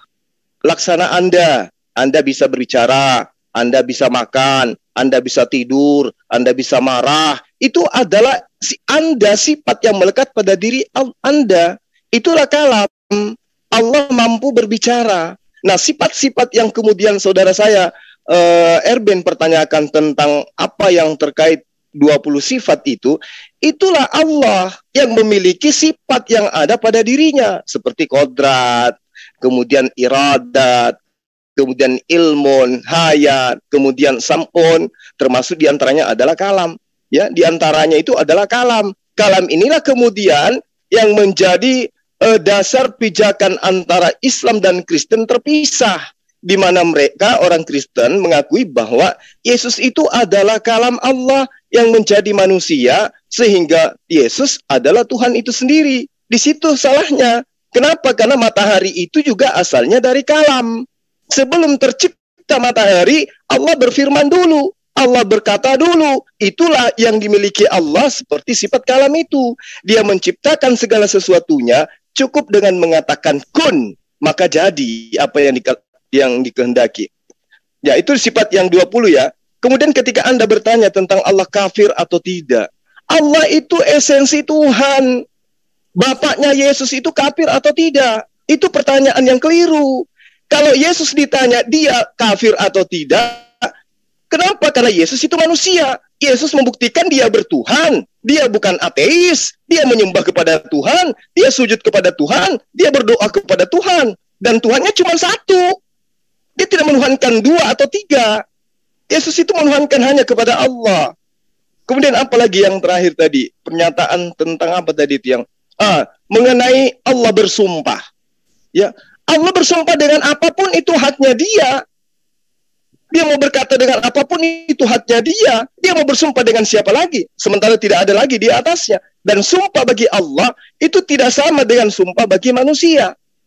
Kalau sumpah bagi Tuhan itu untuk mengukuhkan keberadaannya sebagai pencipta. Sementara sumpah bagi manusia untuk kemudian menyanggah tuduhan orang terhadap apa yang dituduhkan. Berbeda dengan Allah.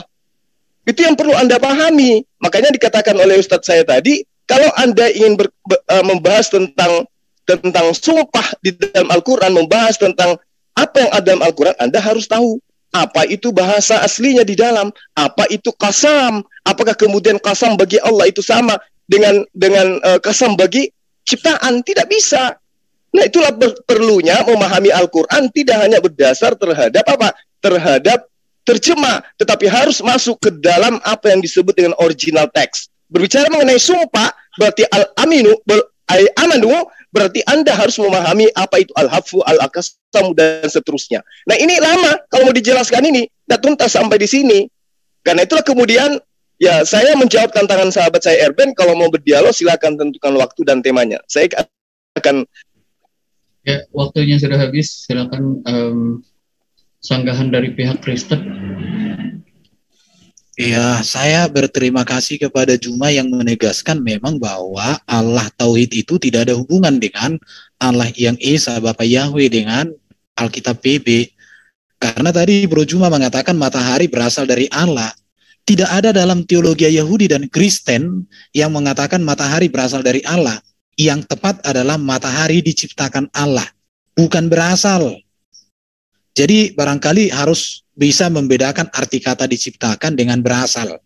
Kalau berasal itu artinya sudah ada, keluar. Tapi kalau diciptakan, belum ada, dijadikan ada. Barangkali mungkin nanti dilihat Kamus Besar Bahasa Indonesia, bisa membedakan arti kata berasal dengan ciptaan Allah. Saya berasal dari Medan, artinya saya sudah ada, kemudian saya pindah. Tapi kalau diciptakan, saya diciptakan di Medan, berarti belum ada, kemudian saya ada. Saya tidak tahu Allahnya Pak Juma ini, Tauhid itu, seperti itu rupanya. Terima kasih. Berarti beda dengan Allah Bapa Yahweh dengan Allah yang darinya Yesus berasal. Oke teman-teman, lanjut silakan. Tapi pertanyaan saya tadi ya, saya juga mengenai 20 sifat itu, kalau itu di dalam diri Allah bagaimana? Kalau di luar ya repot juga ya. Oke lanjut Bro Adi. Tentang sifat Allah itu, tadi kan pertanyaanku gini, kalau memang sifat Allah itu, kalian tuh menyebutkan sifat Allah itu Allah atau bukan? Kalau memang sifat Allah itu bukan Allah, berarti kalian telah mempersekutukan Allah dengan yang bukan Allah. Jelas dong. Kalau sifat kalam itu bukan Allah juga. Makanya kalau memang bukan, kalau memang iya kalam itu adalah Allah itu sendiri, tunjukkan ayatnya di mana. Kalau kami tegas, firman bersama-sama dengan Allah dan firman itu adalah Allah. Tegas. Jadi kalian nggak boleh bilang kami mempersekutukan Allah dengan yang bukan Allah. Enggak. Firman itu yang menjadi manusia dan kemanusiaannya itulah menjadi penebus. Itu jelas. Memang berbeda antara Yesus. Kecil suaramu Bro. Apa? Kira-kira begitu. Nah, terus terkait dengan Al-Ikhlas, Bapak ini, Bapak belum menyebutkan orang Nasrani mana yang dimaksud. Bapak menyangga kalau saya itu adalah Suroko, menyebutkan Suroko, tapi Bapak nggak nyebut nama orang Kristen itu siapa. Bapak sebut dulu. Nanti saya tunjukkan riwayat yang banyak. Bejibun saya kasih, Pak. Jadi adil, saya nunjukkan orang Nasrani Islamnya siapa, orang musyriknya siapa, kamu harus juga nunjukin orang Nasraninya siapa yang kamu maksud. Karena kamu menuduh itu Al-Ikhlas gara-gara orang Kristen bertanya sama Muhammad. Tidak, nggak ada itu orang Kristen bertanya sama Muhammad. Kamu tunjukin dulu, baru saya tunjukin riwayat apa yang saya pakai. Iya, baru kata Kristen juga aku pernah sama Pak Kiai Ustadz Dani. Kata Kristen nggak ada di Quran loh. Betul. Nggak ada kata Kristen di Quran. Yang ada Nasrani, Sabi'in dan ahli kitab. Saya tidak tahu juga mengapa sang baginda dengan Allah dan Jibril kajiannya lebih kelupaan. Iya, kelupaan. Lebih dalam lagi kajiannya. Iya, itu mengapa gitu ya. Tapi itulah itu. Baru dikatakan oleh Yesus ya, aku tidak dapat berbuat apa-apa dari diri sendiri. Kalau Bro Juma membaca ayat itu secara utuh, itu sangat indah sekali. Aku menghakimi sesuai dengan apa yang aku dengar. Dan penghakimanku itu adil. Sebab aku tidak menuruti kehendakku sendiri, melainkan kehendak Dia mengutus aku. Artinya, kalau Bro Juma setuju dengan kalimat pertama, harus setuju dengan kalimat berikut. Bahwa Yesus adalah hakim satu-satunya yang kuasanya, otoritasnya diberikan oleh Allah. Maka karena itulah Yesus disebut Tuhan. Tuhan itu artinya kan kepenguasaan. Kepenguasaan Yesus menunjukkan kepada kemesiasan Yesus. Maka di Kisah Rasul pasal 2:36 dikatakan Allah telah membuat Yesus yang kamu salibkan itu menjadi Tuhan dan Kristus. Jadi Tuhan itu menunjukkan kepenguasaan kepada Sang Kristus. Bahwa Kristus itu adalah dia Raja segala Raja. Dia Imam Besar Agung yang lebih tinggi dari Imam Besar Harun. Yang perjanjiannya menurut Melkisedek. Ini panjang lagi nanti ya. Dan dia adalah Imam Besar yang lebih tinggi dari Imam Besar Harun. Yang mempersembahkan dirinya darahnya. Panjang lagi nanti ini, nggak sampai kalian nanti ke sana. Oke, terlalu panjang aku ngomong. Jadi itu, makanya Bro Juma, kalau baca Alkitab itu baca utuh. Kalau kau penggal-penggal, nanti kamu sakit hati kalau aku bilang, cara belajar seperti kamu itu, mirip dengan yang mencoba Yesus ketika Yesus berpuasa. Tapi kamu saya harap bukan orang yang seperti itu, Bro. Bijak. Oke, sorry Bro, 40 detik, lanjut, sedikit. Siap. Ternyata kehadiran Zulkifli tidak berpengaruh apa-apa, tidak menolong gitu. Mungkin kalau Yahya Waloni, Manehem Ali, dan Buya Yahya berkumpul baru bisa seimbang dengan kita. Jangan gitu ah. Oke, dan ini kalian jangan kejang-kejang ketika ilmu kalam. Ulama mengatakan kalau Allah emang punya betis. Kan tadi udah di-share screen, masih kurang. Kan ulama sendiri yang bilang, apa sih yang kalian bingungkan? Terus juga masalah lam yalid walam yulad, itu kan udah terbukti kalau Allah makhluk, ternyata dia sama dengan malaikat dan Adam. Makanya malaikat juga tidak beranak dan tidak diperanakan. Ya udah selesai. Kalian gagal, tauhid tidak seperti yang diidam-idamkan Islam. Ya, waktunya sudah habis. Silakan pihak Muslim untuk memberikan sanggahan terakhirnya. Oke, saya dulu. Aduh, si Malik ini nggak paham-paham. Tadi udah aku jelasin bahwa logikamu itu disebut logika falasi. Dengan analogi si Yesus penjual gorengan. Itu yang pertama. Nah, tentang betis metafor tadi. Nah, jikalau ayat-ayat di dalam PL itu kita artikan secara letterless. Contoh, Tuhan mau melahirkan nih tapi nggak ada bidannya. Yesaya 42 ayat 14. Di situ dikatakan, aku membisu dari sejak dahulu kala. Aku berdiam diri, aku menahan hatiku. Sekarang aku mau mengerang seperti perempuan yang melahirkan. Aku mau mengah-mengah dan megap-megap. Tapi nggak ada bidan, nggak jadi. Nah, terus tadi aku menanggapi perkataan kasih sejati. Di dalam Roma 11 ayat 36, di situ dikatakan, Allah menciptakan segala sesuatu. Semuanya berasal dari Allah dan adalah untuk Allah. Terpujilah Allah untuk selama-lamanya, amin. Yesus di dalam Ibrani dikatakan berasal dari Allah. Kolose 1 ayat 15 juga mengatakan Yesus itu ciptaan. Itu gimana tuh? Lanjut yang lain. Oke, baik. Jadi saudara RBN, ketika saudara mengatakan matahari itu berasal atau matahari itu tercipta dan seterusnya, tak ada bedanya dengan Yesus. Yesus mau Anda katakan berasal, Anda mau katakan dia dari Bapa dan seterusnya. Buktinya dia ciptaan. Ketika Gabriel datang kepada Maria, menyampaikan berita bahwa dia akan hamil dan melahirkan seorang, Yesus belum ada di situ. Belum ada, berarti belum dicipta. Data di kitabnya saudara itu ada. Firman itu telah menjadi. Tuh. Apa tuh maksudnya? Firman itu telah menjadi berarti dia dicipta. Menjadi apa? Menjadi manusia. Berarti Anda menyembah ciptaan. Itu poin, dicatat itu. Kemudian ketika saudara mengatakan, Zuma jangan comot-comot. Ini kita dibatasi waktu, tidak mungkin saya membacakan Anda satu kitab kepada Anda. Itu yang perlu Anda pahami. Lalu kemudian apa tadi? Masalah tentang terkait dengan apa yang kemudian Anda katakan bahwa Yesus itu adalah Tuhan karena dia berasal dari Tuhan. Kita semua ini berasal dari Tuhan berdasarkan kitab yang Anda imani. Ya, di dalam 1 Yohanes 4 nomor 2 Yesus berasal dari Bapa. Yohanes 8:40 di dalam 1 Yohanes 5 nomor 19 kita semua berasal dari Bapa. 1 Yohanes 4 ayat 4 kamu berasal dari Bapa. Artinya bahwa bukan hanya Yesus yang berasal dari Bapa. Semua matahari, bulan, semua itu berasal dari Bapa, termasuk Yesus. Jadi semua di luar daripada Bapa itu adalah ciptaan. Lalu kemudian ada yang bertanya mengenai sifat Allah. Sifat Allah itu sendiri. Bukan hal baru yang melekat pada diri Allah, itulah Allah itu sendiri. Di mana diterangkan? Wallahul ladzi la ilaha illa huwal malikul quddus, salamul mu'minul muhaiminul azizul jabbar. Ya, waktunya sudah habis. Ya. Ini sesi terakhir ya, Bro. Statement dari Islam. Ya. Setelah ini adalah closing statement. Tapi sebelumnya mungkin ada iklan lagi untuk terakhirnya. Dan sebelumnya saya mau memberikan Maksudnya kita berusaha untuk menjadi lebih baik dari hari ke hari dalam berdiskusi. Oleh karena itu kita berusaha menentukan formatnya ya. Di sini makanya saya hari ini ditunjuk sebagai moderator dan saya menerapkan ya waktu timer habis itu narasumber di mute. Mudah-mudahan format seperti ini bisa kita gunakan di diskusi lainnya dan juga ditiru oleh channel-channel lain. Mohon maaf itu saya ada noise besar di sini. Saya tinggal di pinggir jalan soalnya. Oke, silakan untuk iklannya. Moderator maaf sebentar sebelumnya aku interupsi.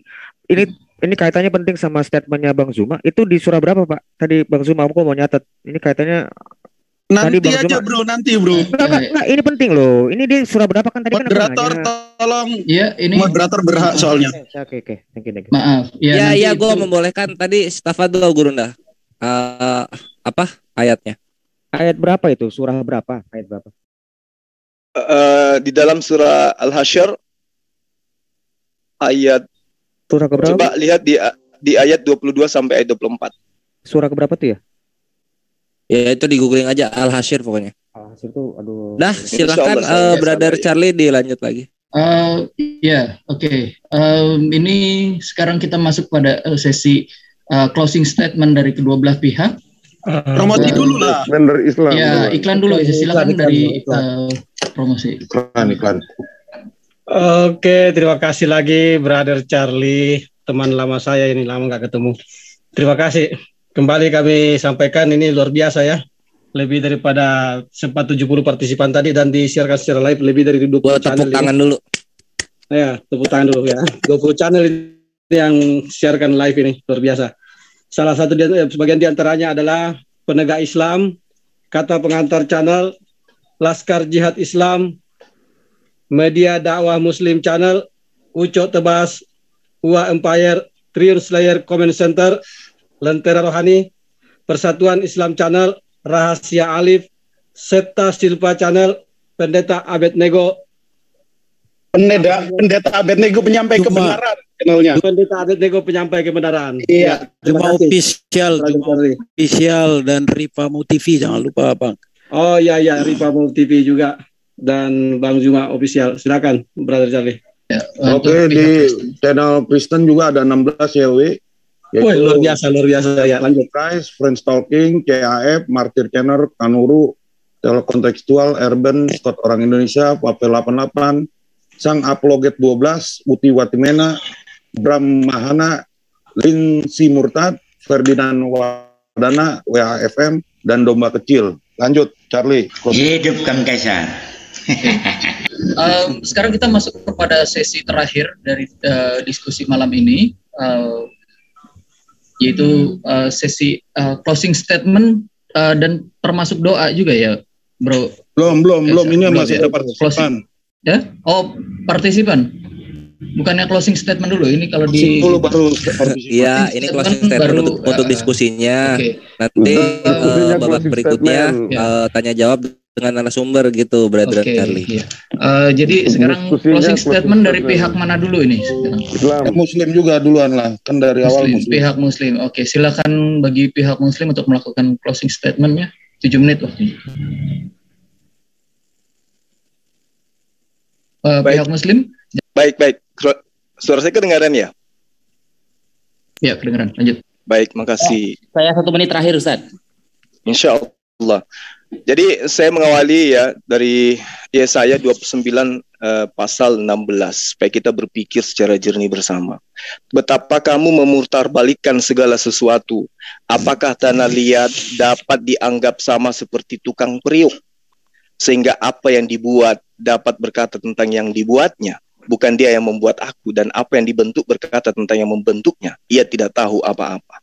Jadi hari ini kita melihat Yesus yang dibuat, yang dicipta menjadi manusia, itu kemudian tampil menjadi Tuhan sahabat Kristen. Tapi itu haknya mereka, kita tidak ada larang, kita tidak boleh mengusik itu. Kita hanya meluruskan. Di dalam Roma 11 nomor 36 dikatakan, Allah menciptakan segala sesuatu, semuanya berasal dari Allah dan adalah untuk Allah. Terpujilah Allah untuk selama-lamanya. Lalu kemudian dalam Al-Quran itu juga diterangkan bagaimana kemudian apa yang disebut dengan wahyu, apa yang disebut dengan Jibril, apa yang disebut makhluk langit, apa yang disebut makhluk yang diberikan pada penciptaan manusia, pertolongan darinya, kekuatan darinya, makhluk langit, itu semua disebut dengan ruh di dalam Al-Quran. Jadi umat Islam itu tidak menyembah ruh. Yang dikatakan ruh itu adalah makhluk gaib yang kemudian menjadi Tuhan di tengah-tengah teman-teman Kristen. Al-Quran menerangkan sangat jelas kepada umat Islam di dalam surah As-Sajdah nomor ayat 9. Kemudian dia menyempurnakan dan meniupkan ke dalamnya roh ciptaannya, dan dia menjadi bagi kamu pendengaran, penglihatan dan hati, tetapi kamu sedikit pun yang bersyukur dari antara kalian. Nah, ini data yang sangat jelas dalam ajaran agama Islam bahwa Tuhan itu satu, tidak ada Tuhan selain Dia. Dia yang menciptakan segala sesuatunya, baik yang ada di antara langit dan bumi maupun yang ada di langit dan bumi maupun yang ada di antara keduanya. Sehingga umat Islam itu final di dalam menjabarkan bahwa tidak ada Tuhan selain Allah. Wal yahkum ahlul injil bima anzalallah fi wa man lam yahkum bima anzalallah fa ulaika humul fasiqun. Hendaklah pengikut Injil memutuskan perkara menurut apa yang diturunkan Allah di dalamnya. Barang siapa tidak memutuskan perkara menurut apa yang diturunkan Allah, maka mereka itu orang-orang fasik. Berarti menurut pemahaman Islam, apa yang kemudian diajarkan oleh sosok yang datang kepada Bani Israel, itulah yang menjadi sumber kebenaran bagi Bani Israel. Bukan orang-orang yang kemudian datang mengajarkan sosok itu adalah Tuhan yang inkarnasi menjadi manusia. Demikian, silakan dilanjut yang lain. Baik, terima kasih. Biar Pendeta Abednego kasih khotbah penutup. Jadi, berbicara tentang Tuhan, Tuhan itu pasti memberikan deklarasi. Ini catat ya untuk saudara-saudara Kristen, yang dimana deklarasi itu termaktub di dalam kitab-kitab. Contohnya, di dalam PL, banyak deklarasi dari Yod-Heh-Wav-He bahwa dirinya minta disembah. Di dalam Al-Quran pun juga demikian. Tetapi anehnya, sosok manusia yang konon katanya mati 3 hari menjadi mayat itu tidak pernah memberikan deklarasi, tapi disembah. Nah, lalu yang kedua, teman-teman Kristen menganggap Torah firman dan hakikatnya itu bukan ciptaan. Sama, menganggap Yesus firman, tapi hakikatnya bukan ciptaan. Tapi Yesus disembah, firman tidak disembah. Nah, lalu berbicara tentang Tuhan, di mana Tuhan memberikan penjelasan bahwa dirinya bukan manusia. Bilangan 23 ayat 19.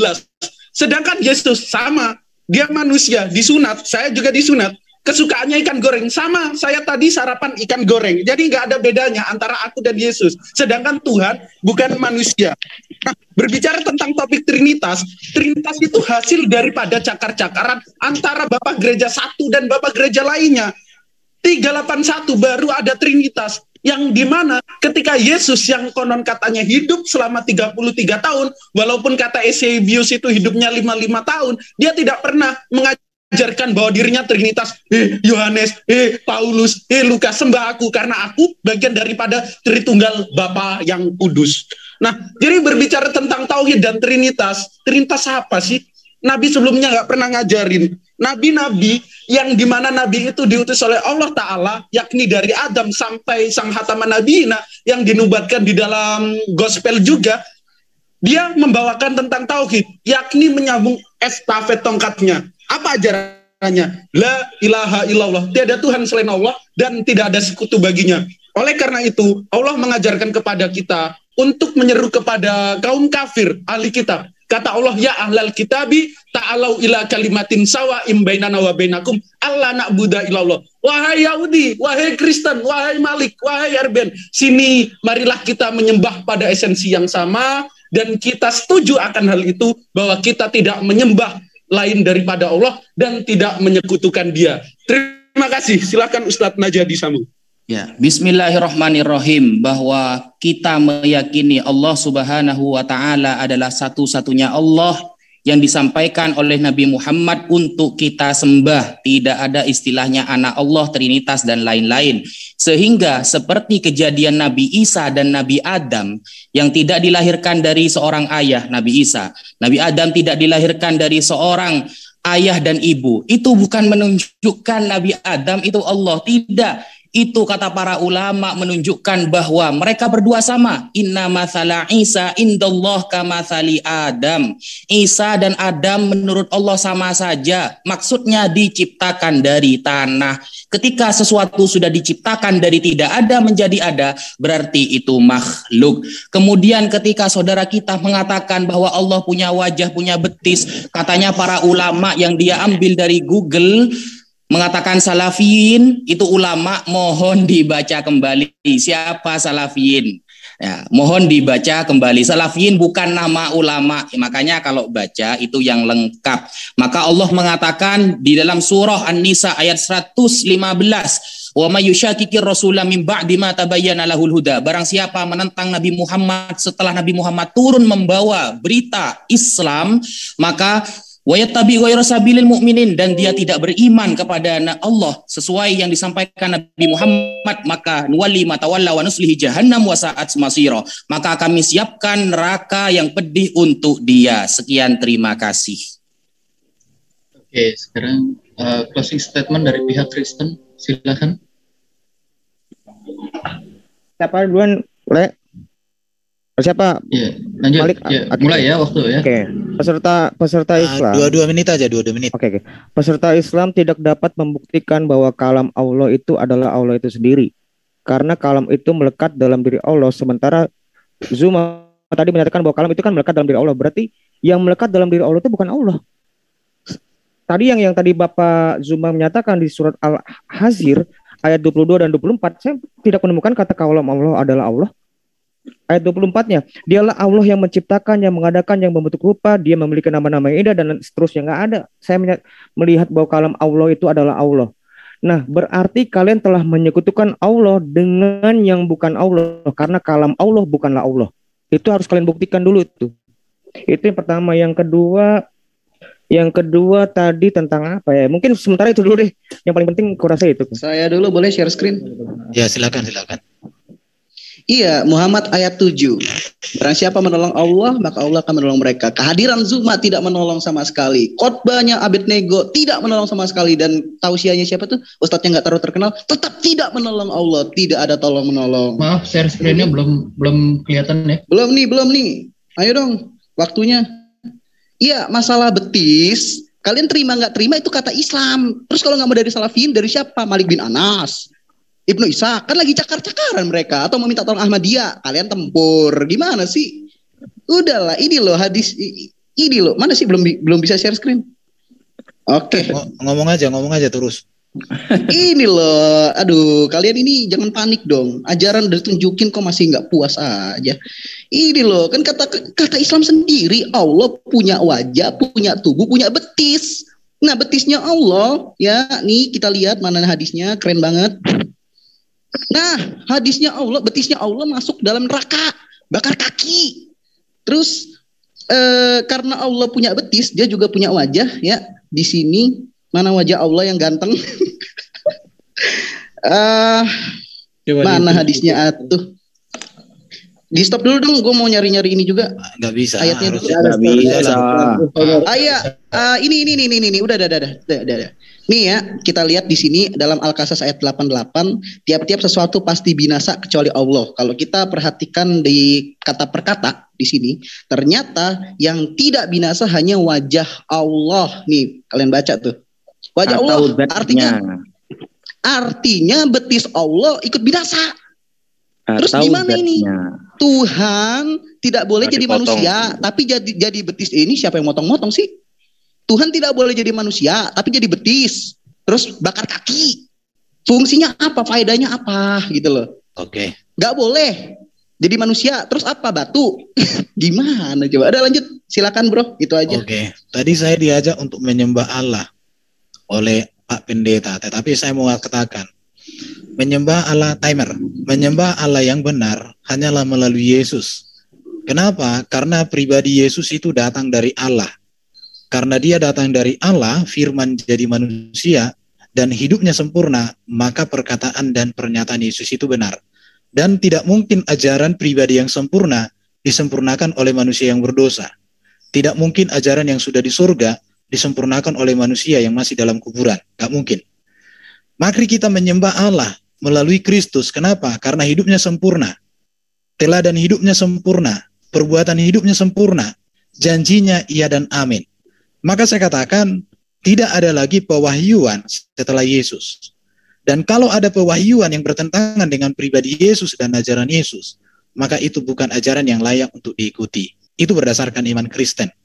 Dari tadi saya belum mengerti bagaimana kaitan tentang ketauhidan daripada Muslim dengan bagaimana monoteisme Yahudi dan bagaimana di dalam konteks ajaran-ajaran terdahulu dari itu.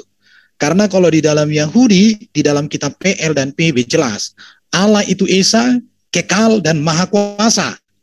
Firman-Nya maha kuasa, rohnya maha kuasa karena ada di dalam diri Allah yang maha kuasa. Dan Yesus adalah firman yang menjadi manusia. Allah menurunkan firman menjadi manusia supaya di dalam sang firman inilah Allah menyatakan kehendak, tujuan dan rencananya bagi manusia. Apa itu? Penebusan, keselamatan, hidup yang kekal, teladan etika dan moral yang sempurna. Maka tidak ada lagi pribadi yang lebih agung daripada Yesus. Ingat, orang Kristen tidak menyembah bangkai atau yang ada di kuburan, tidak. Dan tidak mengagung-agungkan yang ada bangkai atau di kuburan. Tetapi orang Kristen mengagungkan Allah yang menyatakan keagungannya melalui kehadiran Kristus yang sekarang sudah di surga dan akan datang menjadi hakim yang adil di hari zaman. Dan hanya Yesus dikatakan hakim yang adil di hari zaman. Tidak ada selain itu. Maka karena dia hakim itu, maka sudah tepat ketika kita percaya kepada dia sebagai kebenaran. Maka Yesus mengatakan, aku kebenaran dan hidup, aku jalan, aku kebangkitan. Itu satu hal yang sangat pasti. Tetapi ada juga ayat ku baca di Quran mengatakan Allah menciptakan semua matahari dan lain sebagainya. Tapi tidak dikatakan berasal. Matahari berasal dari Allah, nggak ada kulihat.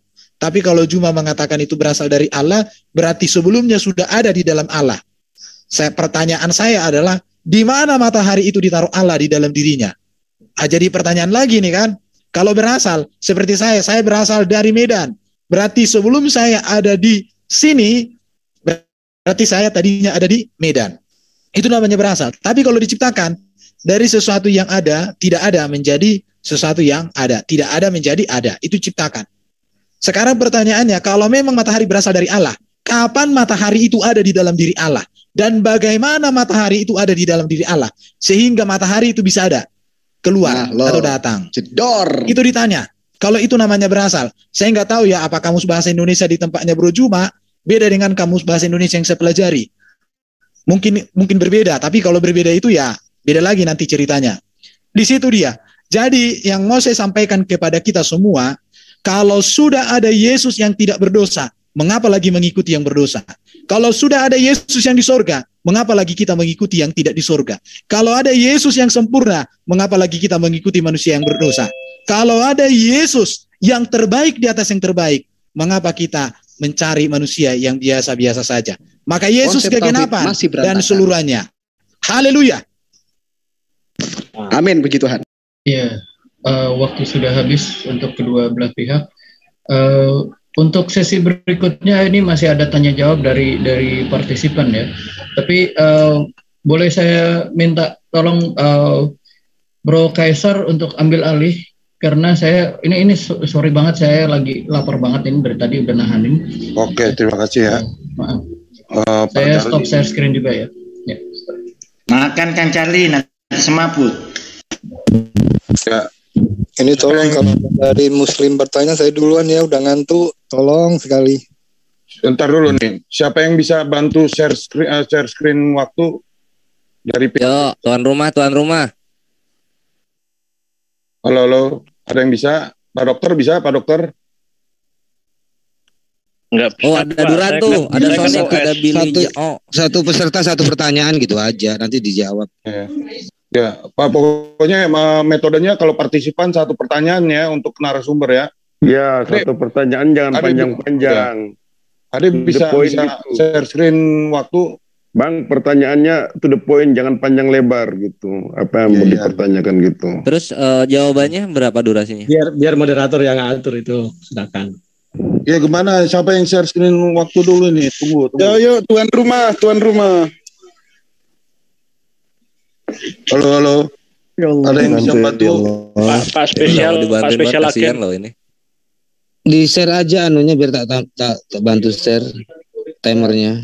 Ini yang paling enak itu yang pakai HP, itu kan ada clock, ada aplikasi clock jam itu. Di situ ada ini kok, ada timer. Lebih mudah itu. Pak Dokter, sambil nunggu ini saya bisa ngobrol sedikit aja. Untuk masukan buat ini pendebat, ya, khususnya siapa tadi Malik Ferguson. Tadi kan dia suka kayak seperti tim sore. Nanti aja Pak. Bagusnya diam. Enggak, bukan itu teknis. Paluan. Jangan gitu. Paluan jangan framing. Aduh, udah. Ya, dimengerti. Lanjut. Ya, itu Yons bisa bantu kita enggak untuk nanti bertanya ya, guys. Siap Kanda, nanti aku aturin. Oh iya. Teman-teman, api yang CF bisa bantu. Ya, api yang CF bisa bantu untuk share screen timer. Harus bisa Piang. Harus bisa. Thank you. Kang Ambyang kan ada Kang Ambyang. Ada nggak Kang Ambyang? Iya. Udah umat saya jangan kepanasan biasa udah kalah. Ini kenapa sih Malik kudusnya? Ini kencing nyonta dulu lah kalian. Oh, lu minum racun nggak? Baru saya mau tegur. Bentar, jangan gitu balik. Ini nanti saya. Bentar, jangan berisik lah. Jangan berisik dulu, Oke. Mau sampai ada stroke lah. Ya, ini ada moderator kita 2 ya. Karena tadi moderator pertama sedang ada izin. Ini moderator kita sekarang ya, share screen bikin waktunya dulu itu untuk 5 menit pertama atas, 5 menit bawah. Jadi pada saat 5 menit atas, 5 menit bawah, ada 2 waktu. Itu untuk yang Muslim dan Kristen 5 menit ya. Berarti dibatasi berapa pertanyaan ini? Oh, intinya dibatasi berapa pertanyaan dari Muslim, berapa pertanyaan dari Kristen? Satu pertanyaan saja ditujukan kemana gitu aja. Enggak, maksudnya partisipan ada berapa orang gitu loh maksudnya. Oh iya, Kristen berapa? Islam berapa gitu loh. Bebas aja. Ya oke, biar nanti moderator dari pihak Muslim juga bisa memilih siapa yang mau dipilih gitu loh. Ya, menunggu timer pihak Muslim siapa nih penanya pertama nih? Pertama Akhina Alwan TV, lalu yang kedua nanti ada sebentar ya. Yang kedua nanti Jonathan Nandar. Unik Riva Mau TV, yang ketiga ada Kanda Yonatan Nandar. Oke, 3 itu aja dipastikan. Bacain ya. Muslim. Pertama ya. Mohon maaf yang resen yang dari Muslim yang nggak kepanggil, mohon maaf ya. Ini resen gua ini semua ya, gua turunkan tangannya. Maaf, diwakilkan dari teman-teman. Ustadz Alwan dulu. Gimana? Iya. Saya bacain dulu nih kan saya gantiin si Charlene moderator nih. Oke ya, pertama. Ya, itu timernya salah linknya. Saya mau kirim linknya sama Pak Apiang ya dari Japrian ya Pak. Tulis aja yang timer online keluar tuh. Oh iya sebentar. Kang Alif, Kang Alif, bantu Kang Alif ada timernya udah siap Ai. Kang Alif. Udah, tuan rumah aja. Ini Brother Kaisar tolong di reset semua resennya supaya diulang kebanyakan ini. Teman-teman, mohon koordinasinya ya. Mohon kerjasamanya. Kasihan di sini ada 2 moderator ya teman-teman ya. Oke, bentar ya. Dari pihak saya bacain lagi dari pihak Muslim Alwan TV dulu ya kan. Ripa, terus Jonathan ya, terus dari timernya berapa nih? 5 menit atas, 5 menit bawah. Bawahnya tambah at another time. Abednego tenang, jangan kejang-kejang. Loh, ngajarin ini. Malik udah dimas. Satu pertanyaan saja setiap Muslim. Malik tenang. Terus pertanyaan yang atas berapa nih? Yang atas nih? 55. Ini 25 enggak? Ya. 55 itu kebanyakan. Itu editnya itu di sini. Ya, itu yang main 55 semua. Yang kan di pojok kanan ada full screen. Sebentar. Ini 55 berarti yang bertanya 5 menit maksudnya. Abednego enggak menghargai koreng. Bentar. Boleh saya ikut satu pertanyaan 3 orang itu satu pertanyaan dikasih waktu 5 menit. Satu aja yang ngomong. Oke. Moderator yang ambil alih ya. Udah kok yang 5 menit ya. Sebelum udah yang atas 5 menit juga kok. 5 menit, oke. 5 menit satu pertanyaan satu orang. Iya Pak, udah tahu Pak. Jadi istilahnya saya moderator gantiin Charlie. Mohon bagi partisipan satu pertanyaan. Apabila nih 5 menit nih, misalnya pertanyaan cuma 1 menit. Jadi itu di stop itu waktu untuk menyanggah apabila narasumber menjawab itu 2,5 menit, itu di stop juga untuk merespon. Jadi gitu ya kok Pak Yon ya. Iya, betul. Nanti siap. Oke, mantap. Oke, sebelum itu boleh iklan lagi kah? Sebelum masuk sesi iklan. Aduh. Biar narasumber kita istirahat dulu. Oke, iya betul. Iklan. Rasanya itu loh. Ya, rasanya saya ingin dulu ya semua ya. Dari channel Kristen ada 16 channel yang live kan, dari Muslim juga ada 20 channel kayaknya. Yang Kristen juga udah saya pilih ya, tenang aja ya. Ya, saya sebutkan sebagian di antaranya aja ya, yaitu Penegak Islam, Kata Pengantar Channel, Laskar Jihad Islam, Media Dakwah Muslim Channel, Ucok Tebas, Ua Empire, Trail Slayer Comment Center, Lentera Rohani Institute, Persatuan Islam Channel, Rahasia Alif, Septa Silva Channel, dan Pendeta Abednego. Apalagi sambungannya? Pendeta Abednego penyampai kebenaran. Penyampai kebenaran. Oke, terima kasih. Silakan Bang Kaisar. Ya, di channel Kristen juga ada 16 channel ya. Luar biasa.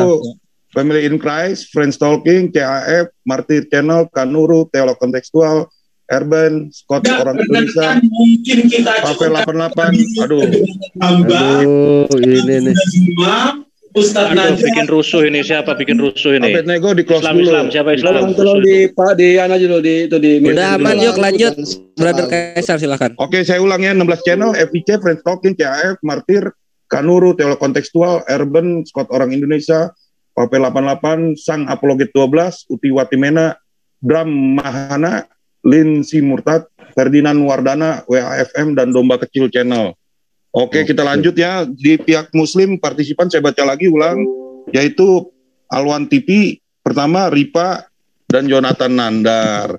Yang dari Kristen ya, Caipas. Nih, yang pertama Duran sama Teolog Kontekstual. Saya sudah pilih ya, 3 ya. Caipas, Duran, dan Teolog Kontekstual. 3 orang itu biar di ini ya, di monitor ya, biar jangan tidur dulu. Oke, kita pertama kali Kaisar. Oi. Bisa sebentar dikit ya, untuk mengingatkan aja. Ini untuk Muslim yang punya channel, silakan hubungin saya, kalau enggak ke Kang Slayer. Iya, untuk betul. bantuannya kepada Muslim yang punya channel dan mungkin belum disebutkan, saya minta maaf dengan seberat hati. Saya mengatakan, silakan Anda menghubungi kami ya, bisa ke Kang Slayer atau ke Kang Alwi ya, demikian. Silakan Kang, minta maaf. Kita lanjut ya, budak angon ya. Makasih.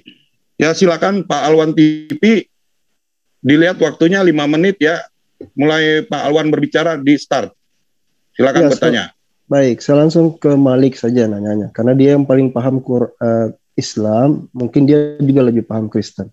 Jadi saya mau tanya sama si Malik ya, kalau Tuhan kamu, Yesus itu adalah Tuhan, dan dia mengklaim dirinya Tuhan, sebagaimana dikatakan tadi sama Erben, dia berasal dari Tuhan, maka dia adalah Tuhan. Pertanyaan menariknya begini, kalau misalnya dia tahu dia akan dikorbankan, dia akan mati di kayu salib, dia akan dikhianati oleh Yudas. Pertanyaannya sederhana, kenapa dia kemudian menyesali itu? Dia katakan, duhai sekiranya Yudas ini nggak dilahirkan. Duhai sekiranya Yudas nggak dilahirkan. Pertanyaan saya pertama, dia Tuhan kok. Kok dia bertanya lagi? Kok dia berharap Yudas itu nggak lahir? Dia punya kapasitas itu, dia berasal dari Tuhan, dia bagian dari Tuhan. Ketika dia berbicara tentang pengkhianatan itu, dia mengatakan sekiranya Yudas nggak perlu dilahirkan. Coba dijawab. Ya, di-close.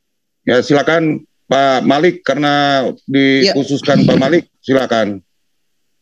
Iya, udah timernya udah mulai. Analoginya gini, perumpamannya gini, kalau tahu nih anak kurang ajar, gak bakal saya sekolahin dari kecil. Nah, itu kan perumpamaan yang belum, maksudnya bukan dia itu, seorang ibu itu benar-benar benci sama anaknya, enggak, tapi itu adalah gubahan karena dia saking bencinya. gitu loh. Sama kayak Allah marah-marah ke orang kafir. Sama kayak Allah marah-marah ke orang kafir kalau tahu ini manusia kafir gini-gini bakal dibunuh apa segala macem. Kan bukan berarti Allah menyesal gitu. Emang Allah menyesal menciptakan manusia? Kan kagak. Sama seperti gubahan Tuhan Yesus ketika dia merasa dihianati sama Yudas. Udah itu doang. Gampang kan? Sebentar, ada yang salah dari Alwan. Tuhan berasal dari Tuhan, itu tidak ada kalimat ini saya. Sebentar. Ini kan waktu Kristen. Lanjut Kristen. Kan satu orang ya. Bentar. Gunakan waktu kan dengan tim. baik Pak Erben, jangan sampai kehabisan. Ini tim, jangan dipotong, ditambah nanti waktunya. Tidak ada Saya pernyataan. tanya dulu. Ini satu Stop. orang jawab. Kok enggak kondusif? Ini moderator Islam atur. Maaf nih Pak Alwan, karena kan memang Pak ini kan menanyakan kepada Malik, tapi kan ada dua lagi narasumber Kristen. Jadi waktu lalu Kristen apa gunanya saya bertanya kepada Malik kalau ada yang saya udah jawab. Ini namanya tim. Gak apa-apa Ustaz. Maka ada Islam biasa. Saya sudah jawab. Bentar. Mau memframing saya. Brother Kaisar diperbolehkan nggak pertanyaan hanya dijawab oleh Malik yang aja? bersangkutan karena kan kita boleh dijawab. Nggak bisa. Ini tim. Tim boleh. Gue nanyanya ke Kaisar ya. Harusnya RB yang lain Gini. Duel kalau berani. Dulu, Brother Kaisar gimana? Ya. Halo, ini kan intinya kan ini bukan head to head Pak Alwan. Iya. Ini kan bukan head to head nih. Kita ini namanya tim Pak. Jadi memang kan kalau Bapak tadi udah ke Malik, tadi kan sudah dijawab oleh Malik. Nah, ini kan waktunya Kristen yang dipakai oleh Pak Erben. Begini minta maaf sedikit ya. Jadi bukan head to head gitu. Iya, maksudnya kalau head to head itu nggak apa-apa. Ya, bukan head to head. Kalau kau pengen head to head, aku ladeni kau nanti kapan-kapan. Ini bertanya apa memuji orang. Teman-teman, baik. Menit lagi sebentar. Jadi Ahi Alwan memang yang menjawab itu tidak dihususkan sama siapa? Malik aja. Betul. Aturannya begitu. Jadi ikut aja dulu. Alwan. Nanti ke Malik lagi juga nggak apa-apa. Silakan. Kan waktu juga bisa ke Malik, makanya disisakan sama Erben nanti untuk waktu untuk Malik lagi. Lanjut Pak Erben kalau mau dijawab ya. Tidak ada pernyataan saya Tuhan berasal dari Tuhan. Yang tepat adalah firman menjadi manusia Yesus Kristus. Dalam kemanusiaan Yesus itu diberikan kuasa di bumi di surga. Jadi kepenguasaan Yesus itulah menunjukkan ketuhanan, karena ketuhanan Yesus itu menunjukkan kepada kemesiasan. Karena Tuhan itu kan kurios bro, Lord. Mengerti kan? Jadi kamu jangan memframing. Kalau kamu pengen tahu beda Tuhan dan Allah, saya sediakan waktu khusus untuk kau. Oke, stop.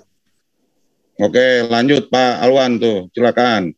Iya, kalau misalnya kita mengatakan bahwasanya analoginya seperti Muslim dua lagi. Di poster yang ngomong nggak berhak bicara. Arjuna jangan atur, udah ada aturannya. Waktu saya jalan terus itu, waktu saya jalan terus. Tolong di ke 4 menit 5 detik lagi. Tadi kan sepakat satu pertanyaan dari teman-teman Muslim. Juga. Ini siapa? Arjuna, tolong dong. Pak Arjuna, ini kan waktunya sudah ada. Pak Arjuna ini udah. Udah lanjut aja Pak. Gak usah diatur-atur Pak. Itu di keempat gimana dong waktunya? Nggak usah, nggak apa-apa lah. Nggak apa-apa lah. Waktu tadi yang Kristen 405 bikin tadi yang Kristen berjalan terus kagak di stop. Enggak, yang Kristen tetap di 406 tadi gua perhatiin. Enggak, gue yang ngatur. Udah paling kooperatif. Enggak apa-apa, biar gitu aja. Udah lanjut. Start aja. Jangan dipotong-potong lagi. Ya, jadi ketika kita bicara analogi ya, tadi si Malik bilang, oh itu seperti ibu kan nggak tahu anaknya bakal begitulah. Ini Tuhan loh. Kok Tuhan nggak tahu gitu dia bakal begitu? Dan lagian itu kan fasenya dekat aja. Yudas dilahirkan tahun berapa sih? Sampai dia hidup lagi tahun berapa sih? Atau minimal sebelum Yudas itu melakukan pengkhianatan kan masih bisa dia tahan kan? Loh, sekiranya dia nggak usah dilahirkan. Ya dia ini belum melakukan apa-apa. Artinya itu belum dia mati pada waktu dia mengatakan itu. Dia masih punya kesempatan kalau itu memang dia sesali gitu. Silakan. Stop. Ya, ini ke Malik ya, Pak. Ya kita Aderion bantu jawab. Aderion apa? Silakan. Ke Malik. Karena ada analogi Malik tadi ya. Ke Malik dulu. Bagi-bagi Malik sama yang lain. Buka mic-nya, tolong buka mic-nya nih. Malik, mana Malik? Gini aja, kalau ingin membahas tentang Yudas, bahasannya sangat panjang. Posisi Yudas dalam peristiwa penyaliban itu panjang penjelasannya. Saya siapkan waktu khusus untuk Alwan, itu ya. Jadi berbicara tentang peristiwa Yudas mengkhianati itu banyak sekali, tidak bisa dijawab hanya dengan waktu sekian.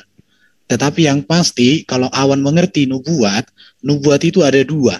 Rencana Allah bagi manusia dan kepengetahuan Allah, kemahatauan Allah atas apa yang iblis rancang tentang pemberontakannya terhadap apa yang Allah rancang. Tetapi Muslim tidak bisa memahami itu karena apa? Karena di dalam Muslim tidak ada nubuat dan penggenapan. Di sini, jadi jawabannya panjang itu aja. Oke, stop dulu. Terlalu panjang. Saya boleh share screen nggak? Boleh, ini saya Ya, mau share screen dong. Kayaknya si Alwan kagak akan paham kalau dikasih penjelasan perumpamaan tentang hal-hal yang waktunya nggak berjalan. Coba itu kan tadi sekarang kita bermain di Quran aja. Berarti gue hilangin dulu dong share screen-nya nih. Stop screen. Ya udah stop. Kita bermain di Quran surah At-Taubah ayat 16. Bentar waktunya gue jalanin nih. Oh ini ya. Sama kayak analogi Allah menciptakan orang kafir. Apakah dia tidak tahu kalau dia akan ditipu? Apakah Allah gak tahu kalau dia bakal dikibulin gitu terus dihianatin? Kan tahu gitu. Tapi bukan berarti Allah menyesal gitu loh. Nah sama kayak ayat ini ya. At-Taubah ayat 16. Sedang Allah belum mengetahui dalam kenyataan orang-orang yang berjihad di antara kamu. Nah kalau Allah Maha Kuasa kenapa Allah belum tahu? Sok dijawab. Jedor. Pause. Berapa waktu coba ditampilkan dulu? 2 menit, 21. Share. Ya, sebentar. Ya, silakan Pak Alwan. Start, mulai Bapak ngomong. Iya, jadi memang ketika tidak mampu menjawab dia akan balik ke Quran. Padahal ini kan sesi saya bertanya sebenarnya. Kalau kita kembali lagi ke analogi yang tadi ya, itu sederhana. Kalau kita berbicara Yesus itu punya kesempatan loh. Yudas ini belum mati, ya. Yudas ini belum juga dia menyesali kelahirannya. Kok Yudas dilahirkan? Yudas masih ada kok. Tinggal diapakan? Tinggal kamu minta kepada Tuhan, berdoa kepada Tuhan, dihilangkan dia kalau itu konteksnya. Sekarang pertanyaan sederhananya aja. Konteksnya apa Yesus mengatakan itu? Duhai sekiranya Yudas nggak dilahirkan. Itu permintaan dia. Itu harapan dia loh. Harapan yang kita bisa maknai apa coba? Nah itu yang saya ingin kamu Malik jelaskan itu. Jangan kayak Taubah. Ini sesi kamu ditanya, kamu narasumber, saya cuma partisipan sini. Kamu jelaskan ke saya konteksnya apa Yesus mengatakan itu. Menyesalkah? Atau tidak? Kalau dia tidak menyesal, jelaskan kenapa. Kalau dia menyesal, lalu kenapa dia harus menyesal? Masih ada kesempatan, kan itu poin yang paling penting. Dia masih punya kesempatan. Masih bisa dia melakukan sesuatu. Dibunuh kek, diculik kek. Jangan tunggu Yesus mati dulu. Oke, silakan Malik. Stop dulu. Ya silakan Malik atau siapapun nih. Khusus Malik. Ya, saya aja. Kan saya yang di ini. Iya, kalau orang lagi bertausiah, makanya didengerin. Tuhan Yesus bukan menyesal, menggubah. Sama kayak Allah menggubah orang-orang kafir. Gitu loh, bukan berarti Allah dikibulin, bukan berarti Allah nggak tahu. Paham? Nah, stop. Ya. Pak Alwan mau nanggapi lagi? Silakan. 2 menit 5 detik. Saya masih unmute ini, nggak bisa dia. Oke. Udah. Iya. Jadi kalau kita bicara konteks, kalau memang nggak bisa jawab, bilang aja nggak bisa jawab. Ya. Jangan hanya lari ke Allah lagi. Itu konteksnya beda. Saya pahamkan konteksnya. Yesus masuk, ya. Yesus itu mati di kayu salib demi menebus dosa. Ketika dia mengatakan ini konteksnya apa? Kaitannya dengan dosa itu gimana? Itu visi misinya berbolak-balik belakang atau tidak, bertolak belakang apa tidak? Kamu jelaskan ke situ, Malik. Jangan balik ke Allah. Itu konteks. Kalau dia gubah itu gubahannya apa gitu? Apa dia mengeluh apa tidak? Kamu jelaskan ke situ, silakan. Stop. Ya. Oke, boleh. Iya, kenapa malu kalau saya bahas Allah? Kamu minder sama Allah. Gak usah minder lah, kan dia Tuhanmu. Kenapa analogi yang setara digunakan untuk menyadarkan pikiranmu dan kamu kena mental, terus kamu malu mengakui Allah gitu. Gak usah kejang-kejang. Udah saya bilang, Tuhan Yesus itu menggubah. Sama kayak analogi, kalau udah tahu kamu kayak begini jadi gede, mending gak usah disekolahin. Itu bukan orang tua yang gak tahu. Orang tua cuma jengkel, udah gitu doang. Sama kayak Allah. Allah menggubah orang-orang kafir, Allah jengkel ngatain orang kafir, bukan berarti Allah dibegoin sama orang kafir. Gitu loh, sama kayak At-Taubah tadi. Itu gimana tuh At-Taubah? Malu, jawab. Masalah At-Taubah, Allah belum mengetahui siapa yang berjihad di jalannya. Ini Allah bener gak tahu nih. Bener Allah gak tahu. Sedih banget anjir. Lanjut. Oke, jadi sekarang itu tidak setara ya. Saya kasih tahu la ya'lamanna Allahu kadzibina wa ya'lamunal kadzibin itu. Waktu ya. Itu tidak sama dengan konteks yang kamu ceritakan itu. Maha besar Allah itu maha pengetahuan Allah. Nah, sekarang saya tidak ingin terjebak dengan ketidakmampuan kamu. Sekarang saya ingin kamu fokus coba. Ketika kamu itu katakan gubahan, apa yang dia gubah? Apa gitu? Apa yang dia gubah? Dia tahu apa? Dia nggak tahu hari kiamat kok. Yang saya ingin tegaskan ketika dia sebagai Yesus yang ingin dikorbankan, lalu dia tahu di situ ada Yudas. Dia punya kesempatan apa gitu? Kalau memang itu dia sesuatu yang harus dia keluhkan, yang dia gubahkan, dia punya kesempatan kok. Ayo silakan. Apa kesempatan itu ya? Ya, Malik 1:13. Dilihat waktu ya masing-masing ya. Siap. Iya, kayaknya daya tangkap Ustadz siapa? Alwan ya. Lambat gitu. Udah dijelasin masih ditanya lagi berulang-ulang. Giliran dikasih pertanyaan gak bisa menjawab. Dikasih analogi yang setara masih tetap gak bisa paham gitu. Bukan gak bisa paham. Daya tangkapnya yang lambat. Udah itu aja. Stop. Ya, Alwan.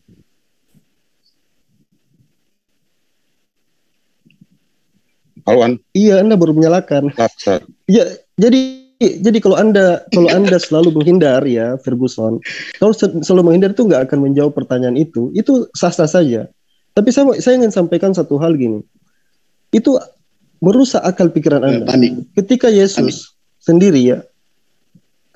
sendiri mengeluh, duhai, sekiranya dia tidak dilahirkan, itu cara yang paling gampangnya itu adalah ketika kita menganggap bahwa dia sebenarnya tidak ridho. Tidak mau dikorbankan. Itu sesederhana seperti itu. Jauh sekali ketika kau ingin menyetarakan itu dengan apa yang ada tertera di dalam Al-Quran, itu jauh sekali. Itu dulu. Iya, daya tangkap Alwan itu sangat lambat. Terbukti dari penjelasan yang udah berulang-ulang kali sampai capek saya jelasin, tetap dia nggak masuk. Analogi setara nggak masuk, perumpamaan nggak masuk, dibilang gubahan juga tetap nggak masuk. Ya udah, akalnya macet. Lanjut. Ya, stop. Masih ada waktu. Iya, jadi saya pikir kesimpulannya itu waktu saya terbatas. Jadi saya pikir ketika kita mengatakan bahwasanya gubahan, itu bukan gubahan. Konteksnya sangat beda sekali. Dia betul-betul tidak ridho. Dan itu yang dia tidak ingin akui karena dia tidak bisa jawab. Habis. Nah, sekarang kenyang ya. Dengerin. Kalau punya akal, dipakai. Jangan logika lambat, jangan logika cacat. Gubahan yang Yesus sampaikan itu sama dengan perumpamaan seorang ibu yang mengumpat anaknya karena jengkel, bukan karena tidak tahu. Udah tahu, udah dikasih tahu masih diulang-ulang. Jangan kayak bocah, dikasih tahu diajarin susah. Dikasih tahu analogi Allah. Nah, ini Allah juga malah nggak tahu gitu loh. Nggak tahu siapa yang berjihad. Ini Tuhan model apa? Nggak ditanya nggak jawab, udah dijawab masih ditanya lagi. Tuh lalit. Et hominem nih, anjir. Udah. Riset deh. Ini debat model kecil apa pertanyaan sih ini? Udah gitu aja. Udah. Bagus gitu aja. Gitu aja udah masih penuh kasih sekali. Lanjut. Bentar. Tolong kenapa aku di mute Siapa yang mute? Siapa tuh? Tadi. Bukan, aku kan narasumber di sini kok di mute nggak bisa dibuka. Iya. Enggak, tadi kan sempat itu tadi ini chaos tadi. Udah nggak apa-apa. Cuma Malik yang dikasih co-host. Emang dibuat by one. Malik gue copot. Ya iyalah, kalau kan gue di mute dong. Tadi kan dia share screen, makanya tadi kan gue. Aku mute-nya kok nggak bisa dibuka deh. Iya, tadi permanen. Lanjut aja. Brother Kaisar dikasih ini yang penjawab kekristenannya dikasih kaos aja. Oke, kita lanjut ya. Sekarang udah selesai dari penanya Muslim yang pertama, sekarang dari pihak Kristen Caipas. Oke, ini udah saya open mic. Silakan. Ya, selamat malam, terima kasih. Menarik sih menyimak diskusi malam ini. Cuma saya agak kecewa dengan pihak Muslim kenapa tidak berusaha menggali ya, bahwa tadi karena saya lihat judulnya, saya sempat ngecek ya tulisan-tulisan lama. Ternyata tauhid itu bukan suatu tulisan yang baru, bukan istilah yang baru, melainkan sama seperti diskusi saya 2 hari lalu. Tauhid itu juga serapan dari gereja timur, tauhedo, artinya unified atau esa juga. Nah, anehnya jika gereja tauhedo, kalian bisa cek ya, tauhedo itu menganut paham trinitarianisme. Jadi jika Muslim anti dengan trinitarian, mengapa Muslim itu kok menggunakan istilah serapan juga, serapan yang istilah yang sama digunakan oleh gereja. Nah, terus yang kedua, saya pernah membaca juga, ini suatu sejarah yang sahih saya dapat dari Sirat Rasulullah, Ibnu Ishaq menceritakan bahwa ada pelopor Nabi yang bernama Ubaidillah bin Jasi atau kakak kandung dari Zainab bin Jasi, itu menjadi Kristen. Dialah murtad pertama di dunia setelah pergi ke Ethiopia. Nah, saya ngelihat kenapa kok bisa terjadi demikian. Jika tauhid ini adalah suatu hal yang final, kenapa terjadi pemurtatan pada saat Nabi itu malah masih hidup?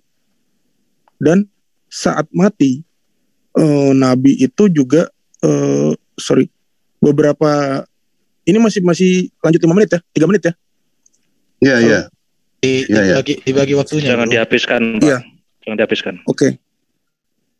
Pertanyaan saya jadi berpikir dengan sejarah demikian, bagaimana teman-teman Muslim bisa menyangga sejarah-sejarah demikian yang sangat fatal, bahwa ini mengindikasikan bahwa Islam itu sangat ajaran yang copy paste dari agama Kristen. Gitu. Mohon ditanggapi aja dengan penjelasan pernyataan tadi. Terima kasih. Oke. Baik, biar Pendeta Abednego terangkan dengan cara seksama dan dalam tempo yang sesingkat-singkatnya. Nah, jadi kecewa ya. Oh, Pendeta Abednego juga kecewa karena khotbah Pendeta Abednego itu tidak mampu diserap oleh teman-teman Kristen, padahal khotbahnya itu sangat jelas dan gamblang. Itu kecewa. Nah, yang kedua, berbicara tentang terminologi, kalau standarnya seperti itu, artinya Kristen juga hasil copy paste dari pagan-pagan atau filsuf pagan Yunani. Contohnya kata logos itu Sophis Plato, di dalam bukunya Sophis Plato itu juga menulis tentang logos. Nah, itu kan terminologi yang dihasilkan dari mulut para filsuf ya. Terus berbicara tentang pengikut. Kenapa zaman Rasulullah SAW ada sahabat yang murtad? Kalau kita komparasi, Yesus ketika dakwah 33 tahun, tapi kata Eusebius itu 55 tahun, itu berapa sih pengikutnya kalau kita bandingin? Jadi tolong jangan keterbelakangan literasi ya, baca literasi lagi. Lanjut, silakan Pak, saya kembalikan ke penanya. Stop, yo. Lepas. Ya.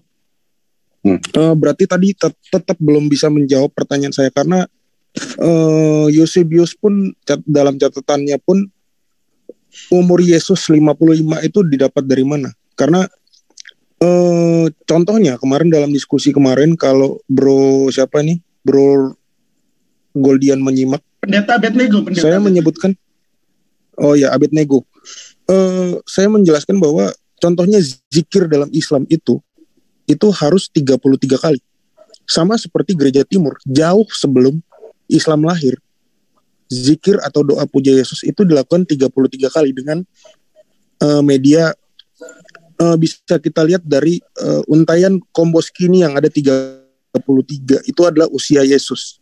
Nah, jika sangat anti Tritunggal dan Yesus bukanlah Allah, mengapa zikir juga 33 kali dan itu dilakukan sebanyak 3 kali?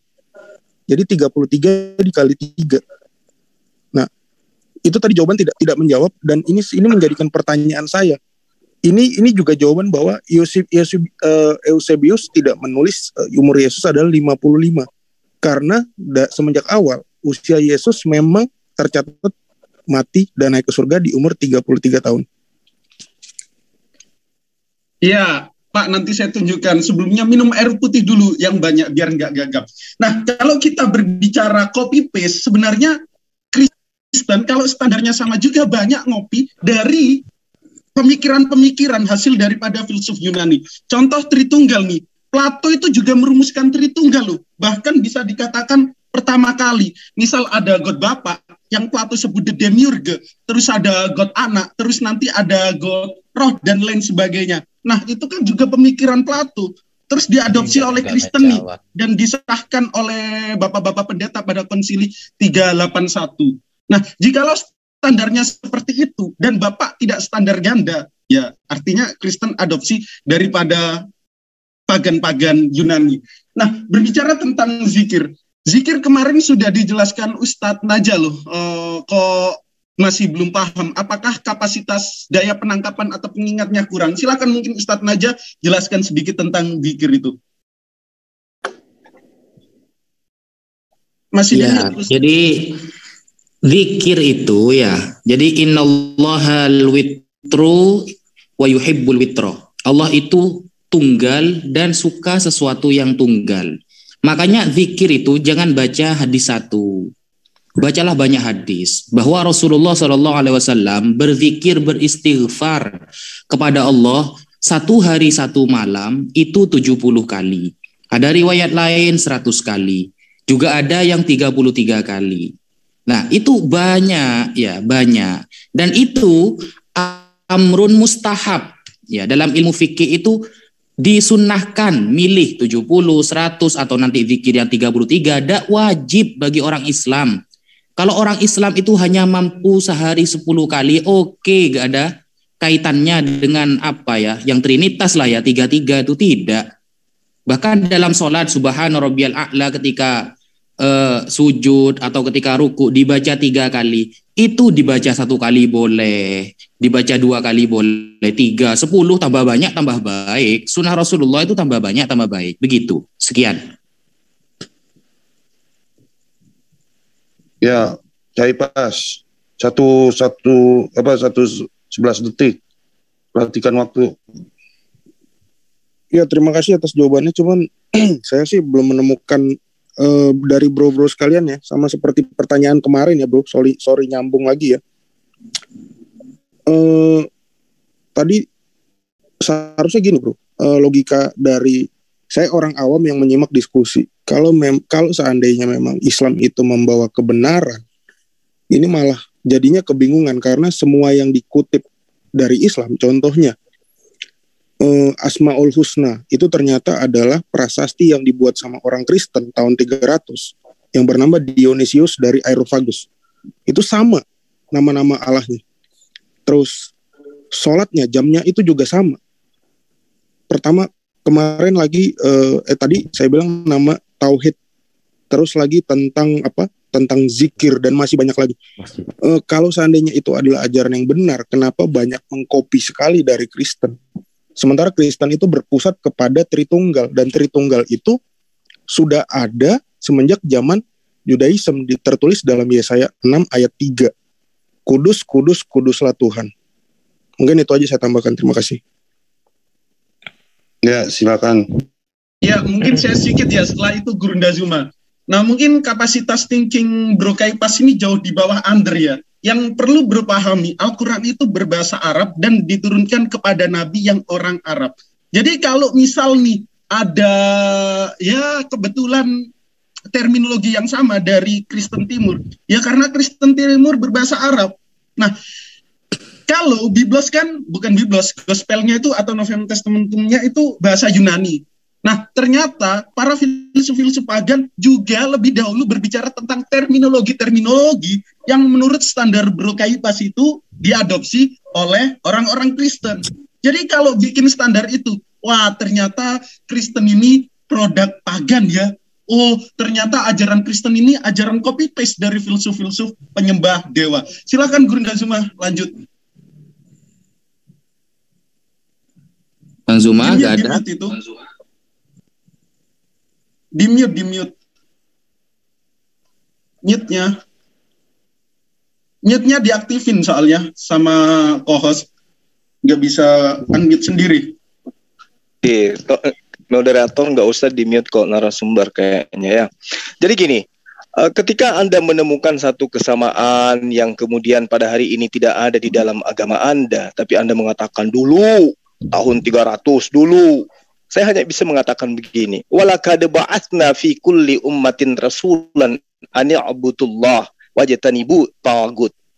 Bahwa semua nabi ya yang diutus oleh Allah itu mengajarkan hal yang sama.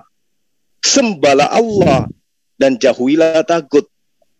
Kalau kemudian Anda menemukan suatu kesamaan, itulah bukti bahwa ajaran agama Islam itu memang adalah bersumber dari Tuhan yang pernah mengutus para nabi.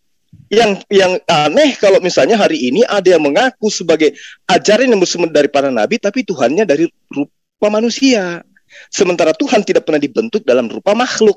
Itu yang aneh. Tapi kalau Anda menemukan kesamaan, itulah bukti bahwa agama Islam itu berasal dari sumber yang sama. Waktu sudah habis. Dilanjut penanya kedua dari pihak Muslim. Ripa, Ripa, silakan, udah dibuka mic-nya. Ripa, silakan. Halo, tes. Ya, dengar suara. Ya. Udah mulai? Ya, setting dulu Pak. Ya. Oke, bismillahirrahmanirrahim. Saya dari tadi dengerin ya, tertarik dengan pernyataan Malik ya. Wow, udah mulai ke Arab-Araban dia ternyata ya. Dan dia ini gini ya, bilang bahwa nggak mau tahu. Pokoknya kalau Allah kalian itu punya betis, punya wajah kan gitu tuh. Padahal mohon maaf nih ya Malik ya, di dalam kitab kami itu ada dalil Allah itu laisa kamitslihi syai'un. Kenapa Allah mengatakan tentang betis? Karena itu yang bisa kami pahami. Jadi nggak mungkin Allah itu mengajarkan sesuatu yang di luar kapasitas kami gitu ya. Nah cuman pertanyaan saya Malik, itu kalau kamu memaksakan bacaan tertulis begitu dan kamu tidak mau menerima penafsiran umat Islam, atau kami katakan itu metafora, kamu menolaknya, maka saya mau tanya Yesaya 7:20, ketika Tuhan meminjam pisau cukur itu bulu Tuhan itu yang dicukur sebadan-badan atau cuma paha doang? Itu aja sih Malik, makasih. Ya, Paus. Silakan. Saya lagi yang jawab. Apa yang lain aja lah, udah ngantuk. Yesaya 7:20 itu kalau dibaca dengan jeli nggak seperti itu bunyinya. Pada hari itu dengan pisau cukur yang dipinjam dari seberang sungai Efrat, yakni Raja Asyur. Jadi Raja Asyur itu dipakai Tuhan seperti pisau cukur untuk menghukum Israel. Tuhan akan mencukur kepala dan bulu paha, bahkan pisau itu akan melenyapkan janggut juga. Ini berbicara tentang kehormatan mereka, kebanggaan mereka dihancurkan sama Tuhan. Dan jangan lupa, Yesaya ini juga termasuk kitab syair juga. Jadi bahasanya itu tidak pernah dipahami, harus letter-let. Itu aja. Gini dikit Pak Erben, dikit. Ya. Gini loh Tante Rifa dengar baik-baik ya. Dari Alkitab pihak Kristen kagak ada yang mengakui itu Tuhan cukur bulu. Tapi dari pihak antum ya, ulama-ulama mengakui kalau Tuhan antum punya betis, bakar kaki, punya wajah, kedua tangannya kanan, nggak punya tangan kiri, gitu loh. Nah sekarang lu mau membenturkan dua hal yang berseberangan itu nggak nyambung, jangan logika cacat itu dong. Dan satunya lagi Umi Ripa, sebenarnya tanya dulu sama Yahudi TikTok yang seringkali bangga-banggakan kitab ini sama kalian. Kalau kami yang belajar dari Yahudi benaran nggak seperti yang kamu pahami. Barangkali Yahudi TikTok punya pemahaman sama dengan Umi Ripa. Monggo, stop. Tentang pisau, aku tambahin tentang pisau cukur yang dipinjam itu, memang Hasyim meminjam tangan bangsa di luar Israel untuk meratakan bangsa Asyur untuk meratakan seluruh orang Yehuda pada saat itu. Itu makna ininya, metaforanya kira-kira seperti itu. Iya. Ya, silakan Bu Ripa. Oke, terima kasih buat Aderion sama Bang Erben membenarkan bahwa kitab suci itu tidak bisa dimaknai letterlek saja, harus memiliki eksegesi. Tapi sayangnya dari tadi kita dengar saudara Malik memaksakan bahwa kitab suci kami harus dibaca letterlek. Tentang Tuhan punya betis dan wajah, kami sudah punya dalilnya kok. Allah laisa kamitslihi syai'un. Seperti walaupun punya betis, kata Ferguson, Malik ya, tapi tetap tidak serupa dengan betisnya Ferguson yang bulu kakinya itu ada, terus jempolnya yang kapalan, nggak sama, karena laisa kamitslihi syai'un. Nah, kemudian saya pertegas lagi, di dalam Kristen kan memang Tuhan menciptakan manusia serupa dengan dan segambar dengan manusia. Ya wajar dong kalau Tuhan juga punya bulu paha, kan manusia memang punya bulu paha. Nah, jadi saya terima kasih sama Bang Erben dengan Aderion. Ini pertanyaan saya untuk mengkonfirmasi sama si Malik, apakah kamu tetap mau memaksakan bahwa kitab suci itu harus letterlek? Kalau iya, maka konsekuensinya Tuhan kamu mencukur bulu paha menggunakan Asyur, Raja Asyur dijadikan pencukur bulu pahanya. Nah, pertanyaan saya, bulu pahanya sebadan badan atau cuman paha doang kan? Karena memang Tuhan kalian memang seperti manusia kan, punya bulu harusnya kan? Nah gitu ya. Jadi kalau untuk Bang Erben saya terima tuh eksegese, karena kita sepakat Bang Erben dan Rion bahwa kitab suci harus pakai eksegese. Tapi kan yang memaksakan letterlek kan dari tadi kita dengar tuh si Malik ya, yang ke Arab-Araban sekarang ya, jadi kadrun dia sekarang ya. Itu sih Bang Bang Erben dan Rion, tolong dijawab ya Malik, bulunya yang mana, sebadan badan atau bulu paha doang? Boleh saya yang menjawab? Saya aja udah, kan dia tanya ke saya. Dia kan tanya ke saya. Charlie boleh nggak jawab? Lo jangan loh, Charlie kan nggak boleh. Charlie jangan ini kita kan di room kita nih, tertib lah kita ya. Ya oke. Saya izin menjawab, Ustadz saya izin menjawab gini. Ya Malik lagi. Kenapa sih Tante Rifa? Kenapa? Gimana dengan kencing ontanya laku, Tante Rifa? Iya, kembali lagi Tante, tunjukin satu Kristen yang mengakui kalau itu harfiah gitu. Sama kayak kalian mengakui, ya ulama-ulama kalian mengakui emang Allah punya betis. Allah punya kedua tangan, nggak punya tangan kiri gitu loh. Siapa sekarang Kristen dan Yahudi yang mengakui kalau itu harfiah? Itu aja gitu loh. Pakai logika, jangan cacat logika lagi kayak Alwan. Berdua. Tapi ada juga ini ku baca pernyataan dari Ibnu Kujaima dan Muslim awal Tabaristan dan Ispahan mengatakan, jika dia dalam kurung Allah tidak memiliki mata atau telinga atau tangan atau kaki, maka yang kami sembah adalah semangka, katanya begitu. Jadi saya nggak paham juga pernyataan Umi Rifa ini. Jadi kalau ada istilah betis Allah, tangan Allah dan sebagainya, ya memang itu sebenarnya bukan metafor.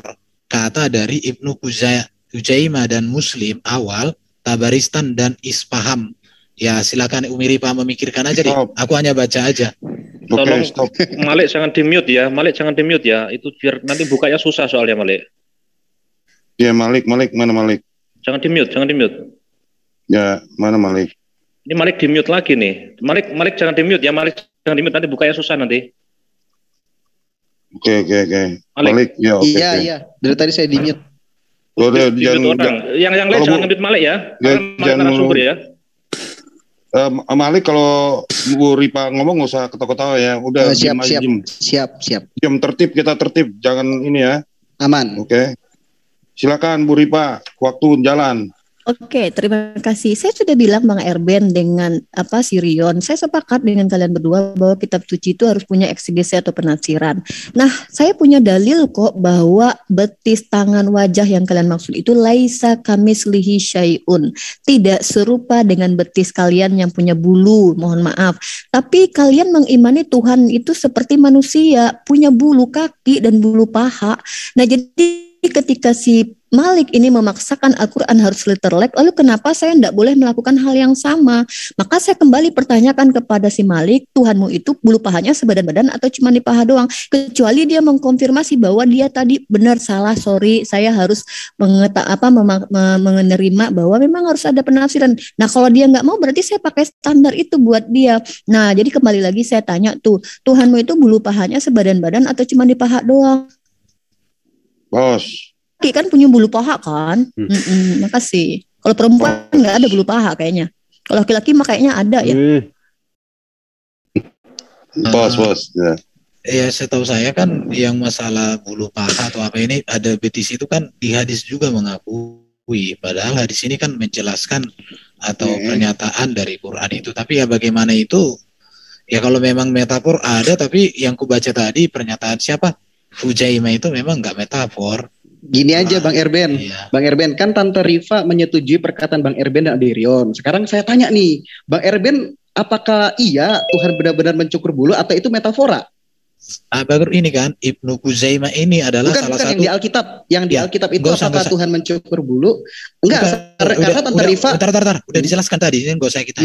Ibnu Huzaimah adalah salah satu tokoh dalam bidang hadis abad keempat yang telah banyak mencurahkan sebagian besar hidupnya untuk mengkaji hadis. Karena perannya yang begitu besar, banyak para ulama yang menyebutnya sebagai imamnya para imam. Jadi sekarang saya lebih percaya sama Ibnu Huzaimah ini atau Umi Ripa. Kalau begitu Umi Ripa buatlah hadis yang mengkonfirmasi ajaran dari Ibnu Huzaimah ini supaya hadis Ibnu Huzaimah ini jangan lagi kami pakai acuan untuk memahami ajarannya Umi Ripa dan kawan-kawan. Terima kasih. Udah, Malik. Ya, silakan Ripa 136. Ya, saya enggak perlu minta bantuan seperti si Malik minta bantuan sama Bang Erben ya. Wah, ketahuan banget kamu ternyata ketakutan menghadapi saya. Jadi gini, ketika saya enggak perlu bantuan teman saya untuk mengkonfirmasi bagaimana Tuhan kami, jelas dalilnya. Allah itu laisa kamitslihi syai'un.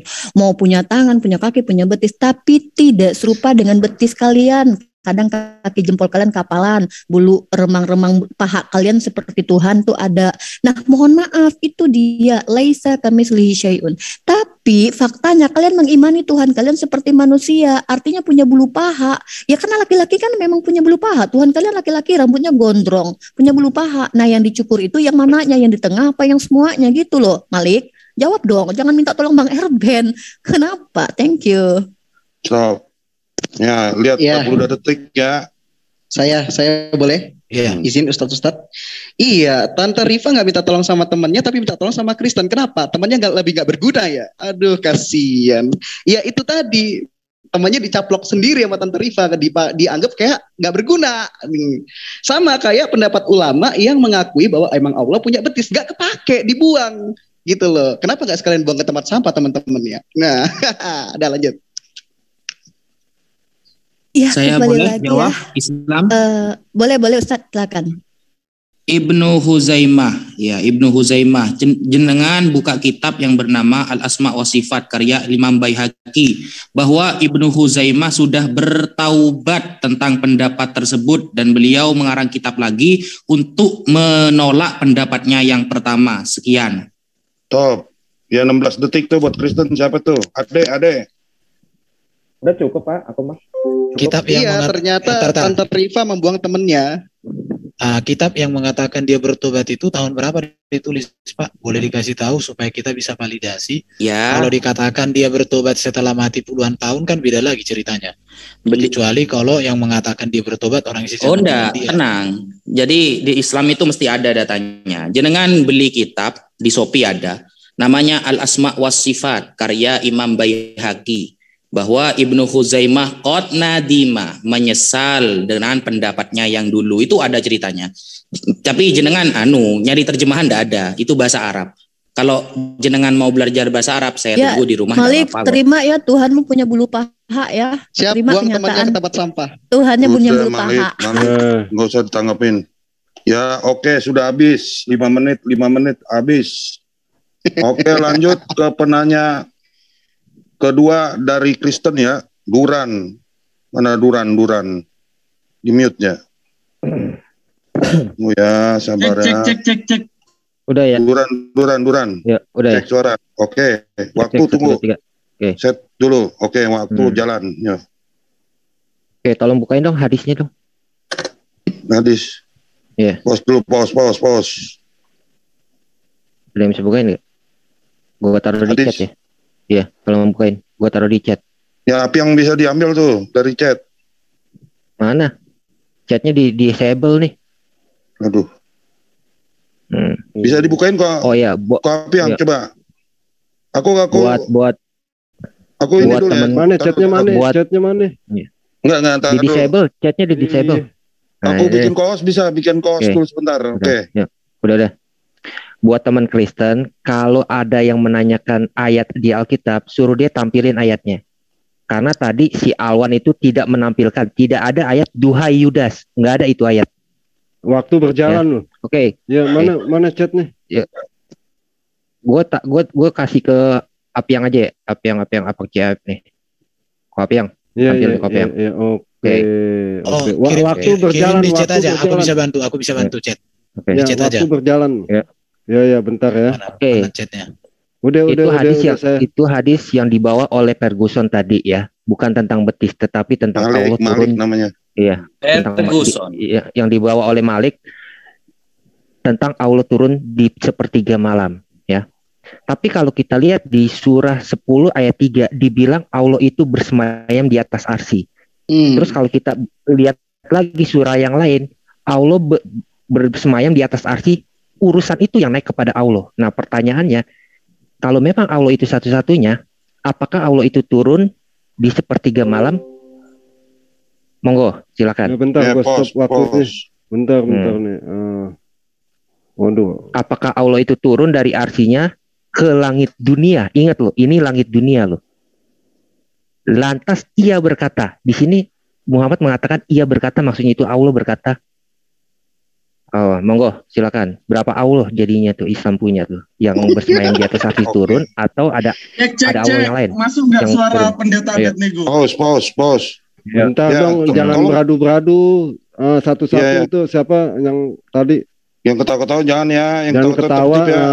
Abednego coba diam dulu ya, sabar. Iya, tadi belum selesai tuh si Durannya ngomong. Jangan langsung diintervensi ya. Betul. Oke, siapa nih yang mau nanya dari pihak Muslim nih, narasumber apa? Silakan. Yang mau nanya silakan ya, monggo. Ya, mungkin aku jawab singkat dulu ya. Kayak yang jawab. Oke, jadi Duran ini kok nggak paham ya? Aduh, dijelasin di dalam Al-Quran, konkret dalilnya, laisa kamislihi syai'un. Allah itu berbeda dengan makhluknya dan tidak ada yang menyerupai dia. Nah, tentang ayat-ayat yang berbicara tentang hakikat Allah, itu sifatnya itu metafor. Dan ulama yang tentunya paham dan lebih paham daripada kau Duran itu punya takwil. Berbeda dengan Kejadian 6 ayat 6 ini ya. Di situ dikatakan, maka menyesalah Tuhan bahwa ia telah menjadikan manusia di bumi. Menyesal itu ditakwil gimana tuh? Udah menyesal itu parah kali. Mungkin lanjut Ustadz Naja. Ya, jadi Ar-Rahmanu 'alal arsyistawa. Allah bersemayam di arsy kata mereka. Ingat ya, saya ulangi lagi. Kalau mau ngeritik Al-Qur'an, belajar bahasa Arab dulu. Istawa itu ada sekitar 14 maknanya di dalam kamus. Nah, makanya para ulama itu memaknai bahwa Allah menguasai arsy. Kenapa kok dimakna menguasai?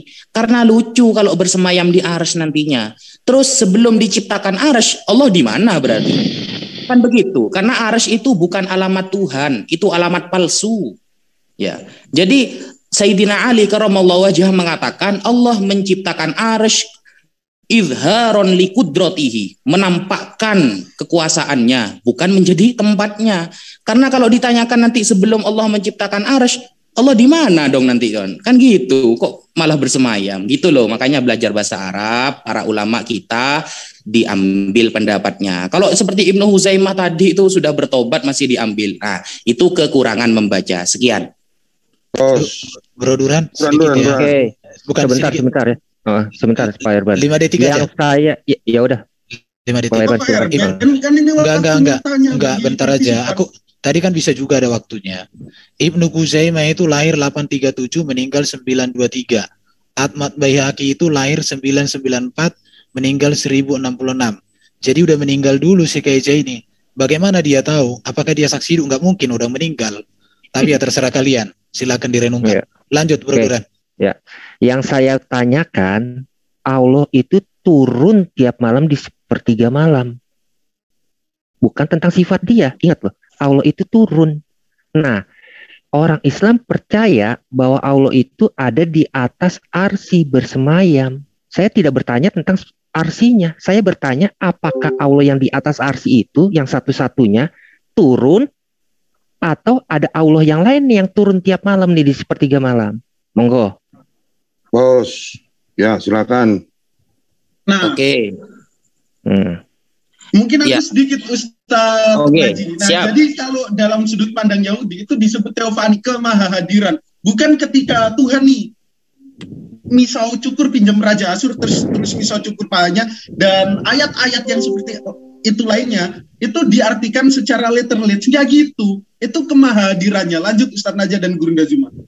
Nah, jadi lucu lagi nih, Allah turun. Nah, dimaknai Allahnya yang turun. Sekarang saya tanya, itu turunnya di Indonesia apa Amerika itu? Yang mana dulu itu? Karena kondisi malam di dunia ini berbeda-beda. Berarti kalau jam 2:30 di Amerika, berarti turun di Amerika. Lalu kapan naiknya kalau setiap waktu akan ada malam terus? Begitu. Makanya memaknai ayat itu tidak bisa begitu, Mas. Jadi maksudnya yang turun itu rahmat Allah mengabulkan doa-doa yang sholat tahajud, begitu. Adapun Ibnu Huzaimah barusan, beliau itu hidup lebih dulu daripada Al-Imam Abu Bakar Al-Baihaqi.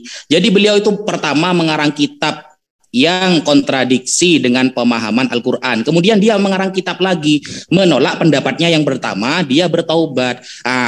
Kitab yang pertama dan kedua ini masyhur, kemudian dipelajari oleh para ulama. Oh, ternyata dia bertaubat. Akhirnya ulama setelahnya itu mengatakan seperti itu, gitu loh ceritanya. Dan itu banyak kok perkataan-perkataan yang awalnya salah lalu bertobat, akhirnya ngarang kitab lagi, kemudian oleh ulama di bawahnya disebarkan. Beliau sudah bertobat. Begitu, sekian. Oke. Yuk, Pak Piang tolong tampilin yang udah saya share di chat ya. Oke. Malam ini ya. Oke, malam ini kita telah melihat penafsiran daripada Naja Media ini sesat, bid'ah menurut Ibnu Taimiyah. Oh, jangan ketawa ya. Oleh karena itu, barang siapa yang menyelewengkan makna hadis an-nuzul kepada makna yang batil, semacam turunnya malaikat atau rahmat Allah, pada hakikatnya dia telah terjumus ke dalam penyimpangan. Syekhul Islam Ibnu Taimiyah berkata, barang siapa yang mengingkari an-nuzul dan menyelewengkan maknanya kepada makna yang batil, maka dia adalah ahli bid'ah yang sesat. Ya, malam ini Naja Media telah dinyatakan oleh Ibnu Taimiyah dia adalah sesat.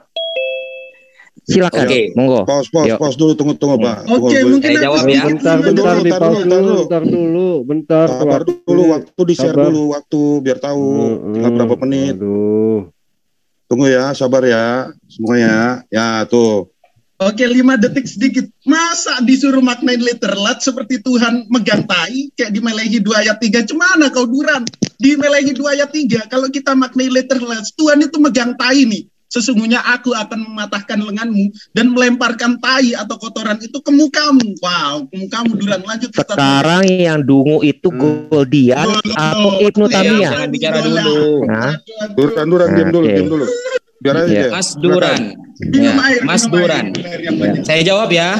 Iya, minum air ya Duran. Lagi-lagi Mas Duran gagal faham dalam sejarah bahwa Imam Ibnu Taimiyah mati di penjara bersama muridnya yang bernama Ibnul Qayyim Al-Jauziyah. Beliau bertaubat dari pendapatnya itu. Ya, gagal lagi kan dalam sejarah kan. Bisa dilihat dalam Rosail Imam As-Suyuti. Sekian. Lalu kenapa muslim.or.id itu mengutip perkataan beliau? Muslim.or.id mengutip perkataan Ibnu Taimiyah. Lalu ada lagi dari Firanda. Firanda mengutip dari perkataan ulama yang lain.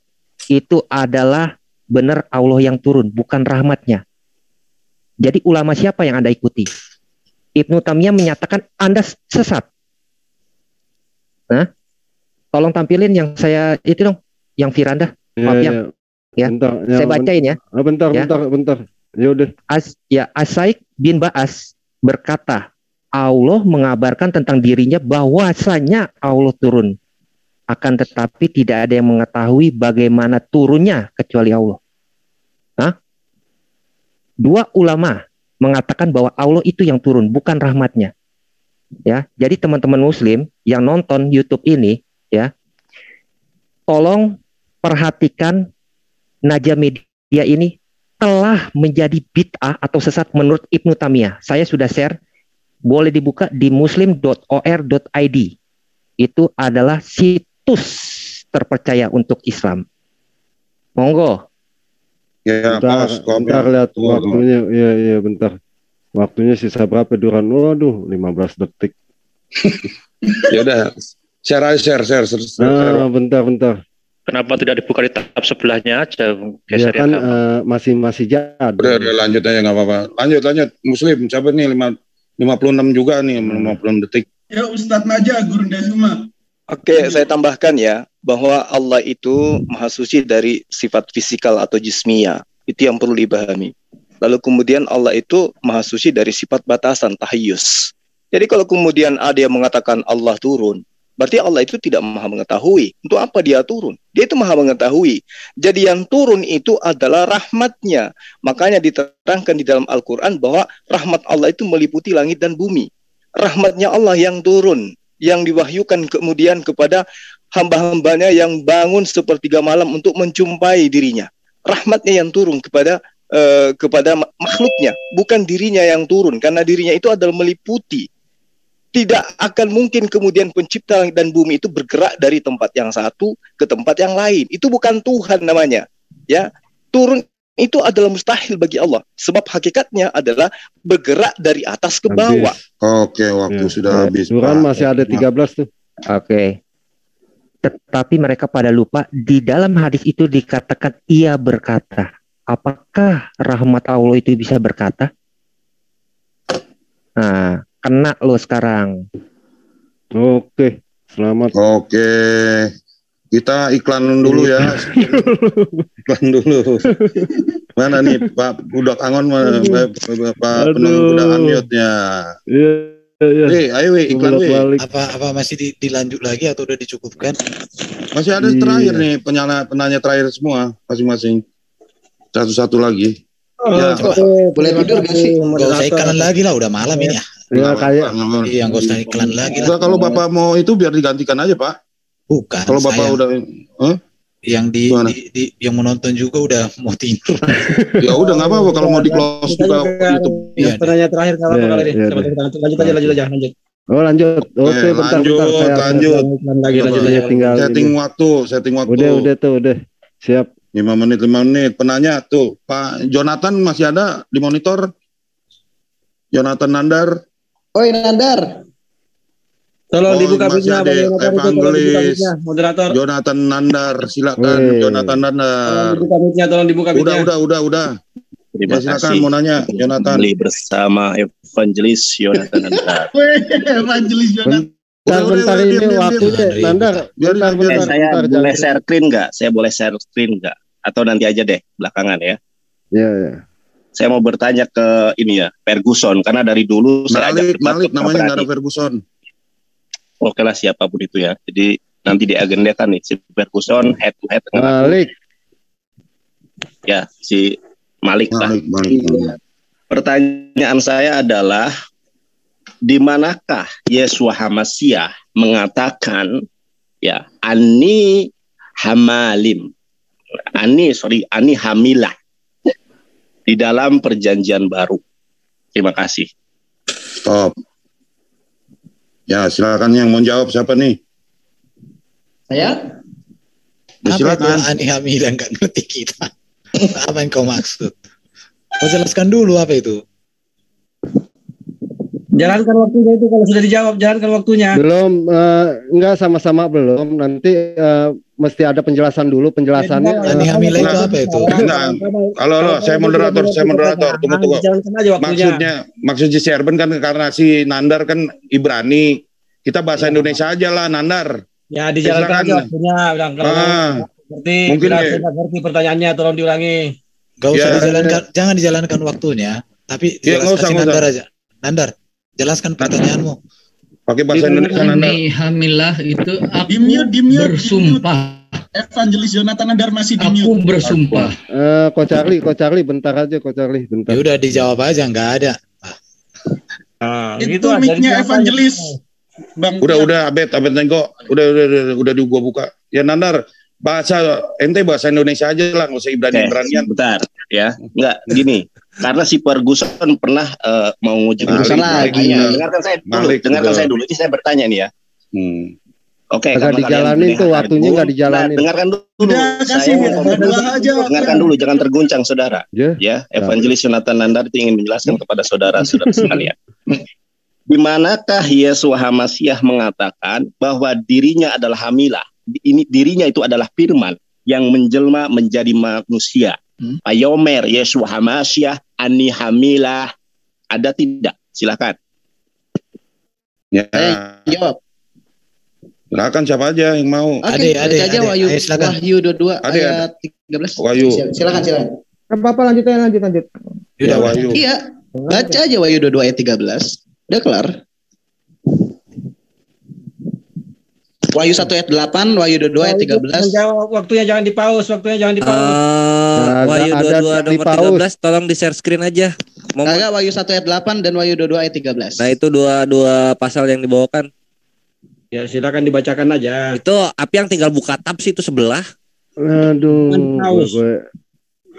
Udah bacain aja deh itu. Ya, Wahyu 1 ayat 8. Bacain aja Malik. Bacain aja Malik. Oh, iya. Bentar, jangan di timer dulu kalau gua udah mulai baca. Udah. Aku adalah Alfa dan Omega, firman Tuhan Allah yang ada dan sudah ada dan yang akan datang, yang Maha Kuasa. Udah. Ya silakan Nandar. Nandar di mute lagi. Nandar mana? Tolong dibuka mute-nya. Jangan di mute. Begini saudara, Evangelis. Kalau saya jangan di mute, saya suruh nanggapi tapi di mute. Coba ya sekarang, coba saya pengen share screen, tolong diberikan kesempatan saya untuk share screen. Jadi host nanti. Gue bikin host dulu. Tunggu, saya jadikan host dulu, tolong diberikan kesempatan saya untuk share screen ya. Ntar sabar ya, co-host nih. Silakan tuh co-host sudah. Ya, terima kasih Bang. Saya akan share screen kepada saudara ya. Di dalam ini ya, coba kita baca di dalam Wahyu 3 ayat ke-14. Ternyata Yesus ini diciptakan, bukan manusia yang menjelma menjadi bukan firman yang menjelma menjadi manusia. Karena di sini ada tertulis di dalam bahasa Yunaninya ya. Ketisios teu ya. Dia itu adalah ciptaan, permulaan dari ciptaan teu atau theos. Ini di dalam bahasa Yunani, saudara. Saya akan share di dalam bahasa Ibrani ya. Sebentar. Jadi di sini ada Alkitab berbahasa Ibrani. Ya, ini di dalam Wahyu 13 ayat ke-14. Di sini pun dikatakan ya, Briat Elohim. Jadi Yesus itu hanyalah ciptaan, bukan firman yang menjelma menjadi manusia.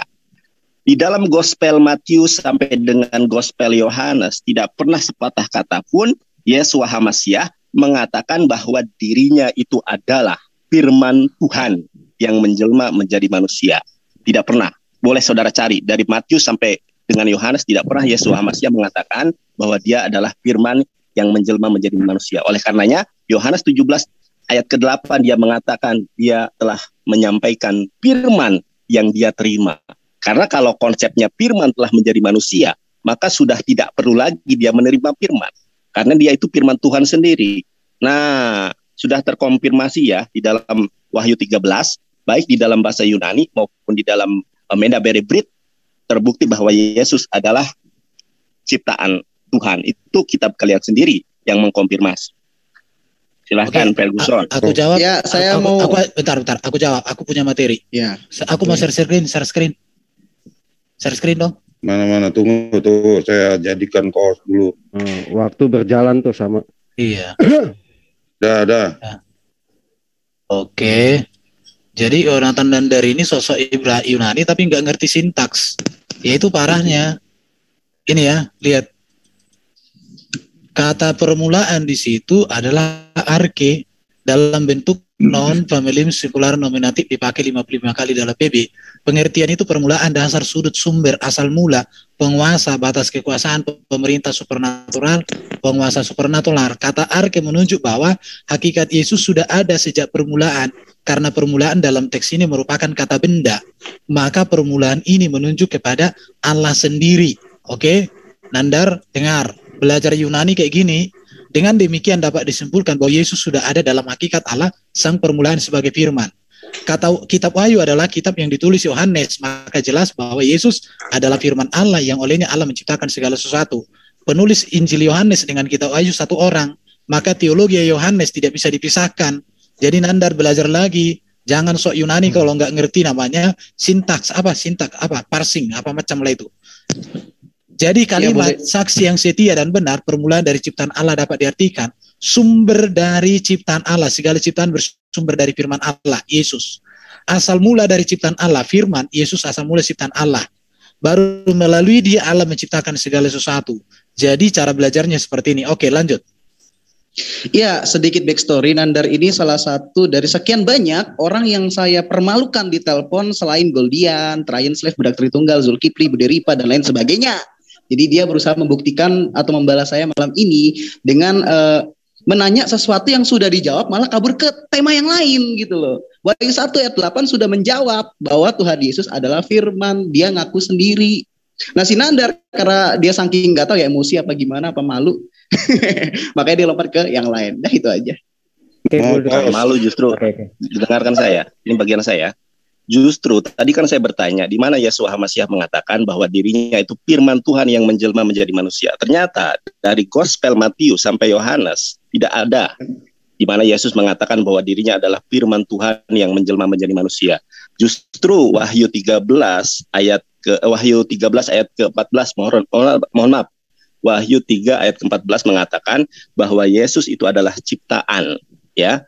Ciptaan Allah. Sesuatu yang diciptakan tentu itu adalah makhluk.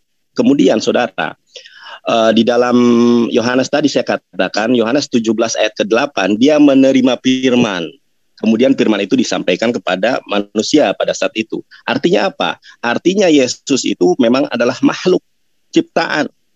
Dan apabila kita melihat di dalam kamus Biblos halaman 376, saudara buka ya, di dalam Alkitab itu ada, dikatakan bahwa definisi Nabi itu adalah hamba Allah yang menerima firman kemudian menyampaikannya kepada halayak ramai atau manusia pada saat itu. Jadi memang benar Yesus itu adalah Nabi, Yesus itu adalah manusia, Yesus itu adalah ciptaan. Oleh karenanya manusia yang berinteraksi dengan beliau sejak beliau saat Yesus ini hidup senantiasa mengatakan bahwa ini Yesus Nabi, Yesus manusia. Di dalam Matius 21 ayat ke-11 inilah Nabi Yesus dari Nazaret. Jadi memang tidak ada saudara bahwa Yesus adalah firman Tuhan yang menjelma menjadi manusia. Itu adalah hoax.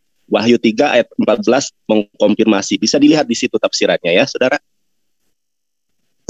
17 detik ya Nandar. Siapa dulu nih? Siapa dulu nih? Tadi kalau Yesus itu adalah ciptaan di dalam kitab Injil tidak pernah disebut seperti itu. Itu bisa dilihat di Yohanes 1 ayat 3, segala sesuatu dijadikan oleh dia dan tanpa dia tidak ada segala pun terjadi. Satu. Kalau sesuatu ayat 16 pun disebutnya seperti itu, sejajar itu. Dan juga tadi aku menarik tentang kata arki. Arki itu memang benar sumber, Pak. Sumber dari segala ada itu ya justru arki, makanya dikenal namanya arkeologi.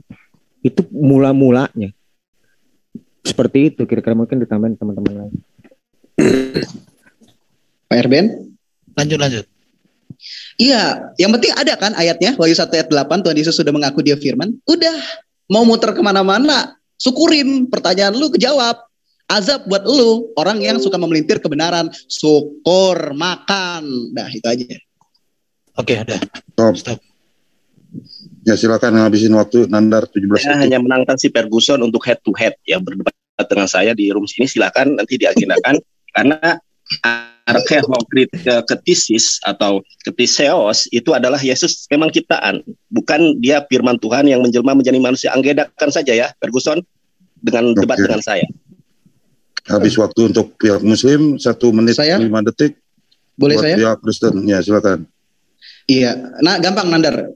Saya juga mau pesan kaos ya sama kamu, nanti bisalah kita COD-an. Gini, Tuhan Yesus memang adalah pokok anggur yang benar, roti yang hidup, gembala yang baik dan lain sebagainya. Namun dari semua itu kan hanyalah metafora untuk menunjukkan kekuasaan dan kekarismaannya sebagai ilah, sebagai Tuhan sejati, sebagai Tuhan yang mengasihi umatnya, sebagaimana ia telah menjadi insan yang mulia, dalam hayatnya yang kudus ia melawat setiap orang yang terluka. Itu kan semua inti daripada kedatangan Tuhan Yesus. Masalah kalian tidak terima ataupun terima Tuhan Yesus menjadi insan yang mulia, yaitu derita kalian. Kenapa kalian menolak kebenaran gitu loh. Terus masalah firman udah terjawab masih dibantah, ya udah. itu deritamu gitu kan, gampang. Ya silakan lah Erben. Adik. Ya cukup sih, udah cukup. Cukup. Udah tinggal 8 detik. Iya udah tinggal nunggu waktu deh. 4, habis. 3, 2, 1. Habis. Jadi ini penanya terakhir ya.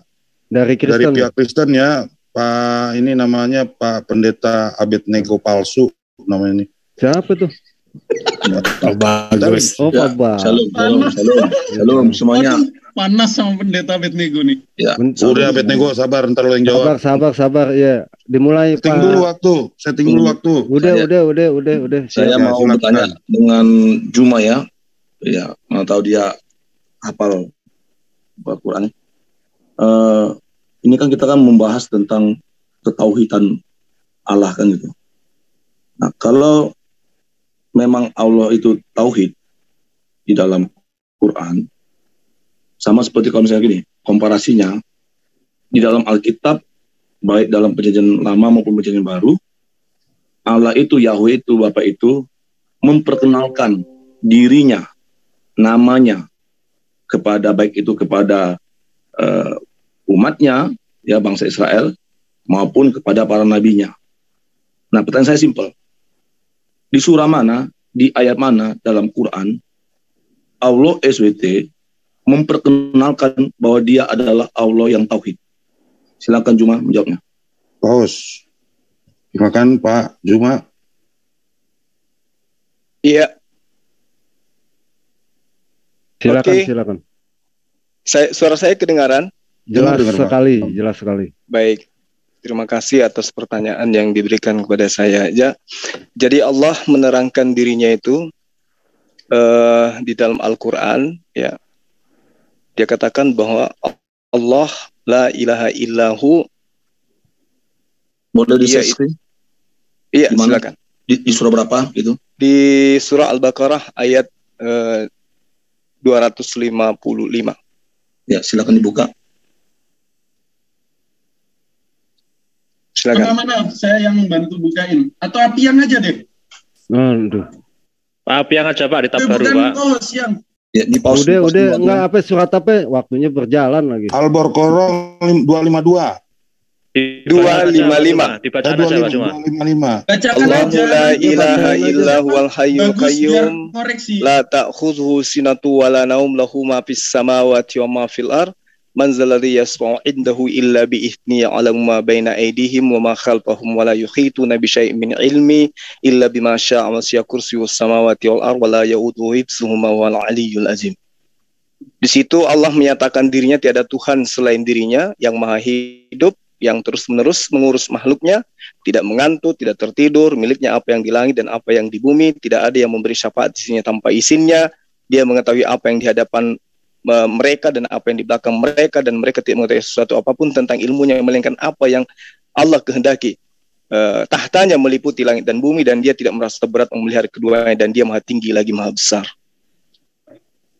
Penegasannya kemudian ada di dalam Al-Quran surat Taha ayat 14, Innani anallah la ilaha illa ana fa'budni wa aqimis salata lizikri. Sesungguhnya aku ini adalah Allah, tidak ada Tuhan selain aku. Pause.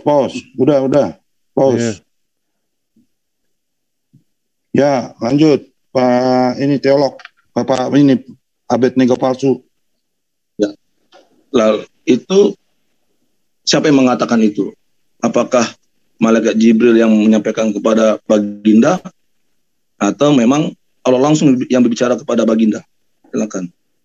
Udah aku jawab, itu merupakan pola indirect, kalimat tidak langsung. Jawab singkat. Udah, lanjut. Abednego Palsu, itu merupakan bentuk kalimat indirect atau kalimat tidak langsung. Lanjut. Pause. Nah, kalau kita perbandingkan tentang keesaan Allah dalam Alkitab, Allah langsung, ya Yahweh itu langsung berbicara kepada nabinya, ya contohnya Musa. Dia berkata, aku adalah aku. Gitu. Akulah nenek moyangmu. Allah Abraham, Allah Ishak, dan Allah Yakub. Ya. Nah, terus juga ketika dia mengatakan, jangan ada ilah lain di hadapanku. Nah, sekarang seperti yang pertanyaan saya tadi, bagaimana kita tahu bahwa memang itu Allah yang mengucapkan, Allah yang mengatakan, atau Allah yang memperkenalkan dirinya adalah Allah yang tauhid? Silakan. Waduh, berarti kontradiksi dong dengan ayat siapapun yang melihat wajah Tuhan akan mati. Ayo, gimana tuh? Silakan Pak Teolog, Pak Abednego Palsu. Saya nanya ke Juma, bukan kamu. Silakan jawab Juma. Oke. Jadi bentar, tolong pause dulu waktunya. Ini siapa ya?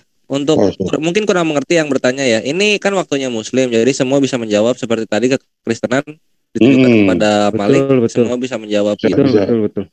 Ya, biarkan dulu yang bertanya mau komentari. Biarkan dulu yang bertanya dia mau komentari itu. Ya. Biasanya Pak Abednego Palsu. Ya, silakan. Jawab. Ya, diminta Pak Juma katanya. Tuh, silakan. Terserah. Entah siapapun yang jawab, silakan. Ya, halo. Di-mute ya? Jangan ya, ini mute-nya tolong di standby-in dong. Kosnya kebanyakan lagi enggak? Oh iya. Pak Juma jangan di-mute, Pak. Kalau narasumber nggak usah di-mute lagi. Oke, saya jawab ya yang tadi ya. Bahwa Al-Quran itu memang diwahyukan oleh Allah melalui perantaraan Jibril. Itu diterangkan di dalam surah An-Nahl ayat 102. Qul nazzalahu ruhul qudus min rabbika bil haqq. Lalu kemudian di dalam surah Al-Baqarah diterangkan di ayat 97. Qul man kana aduwwan li Jibril fa innahu nazzalahu ala qalbika bi iznillah. Jadi yang menyampaikan firman itu adalah malaikat Jibril kepada Rasulullah Muhammad sallallahu alaihi wasallam.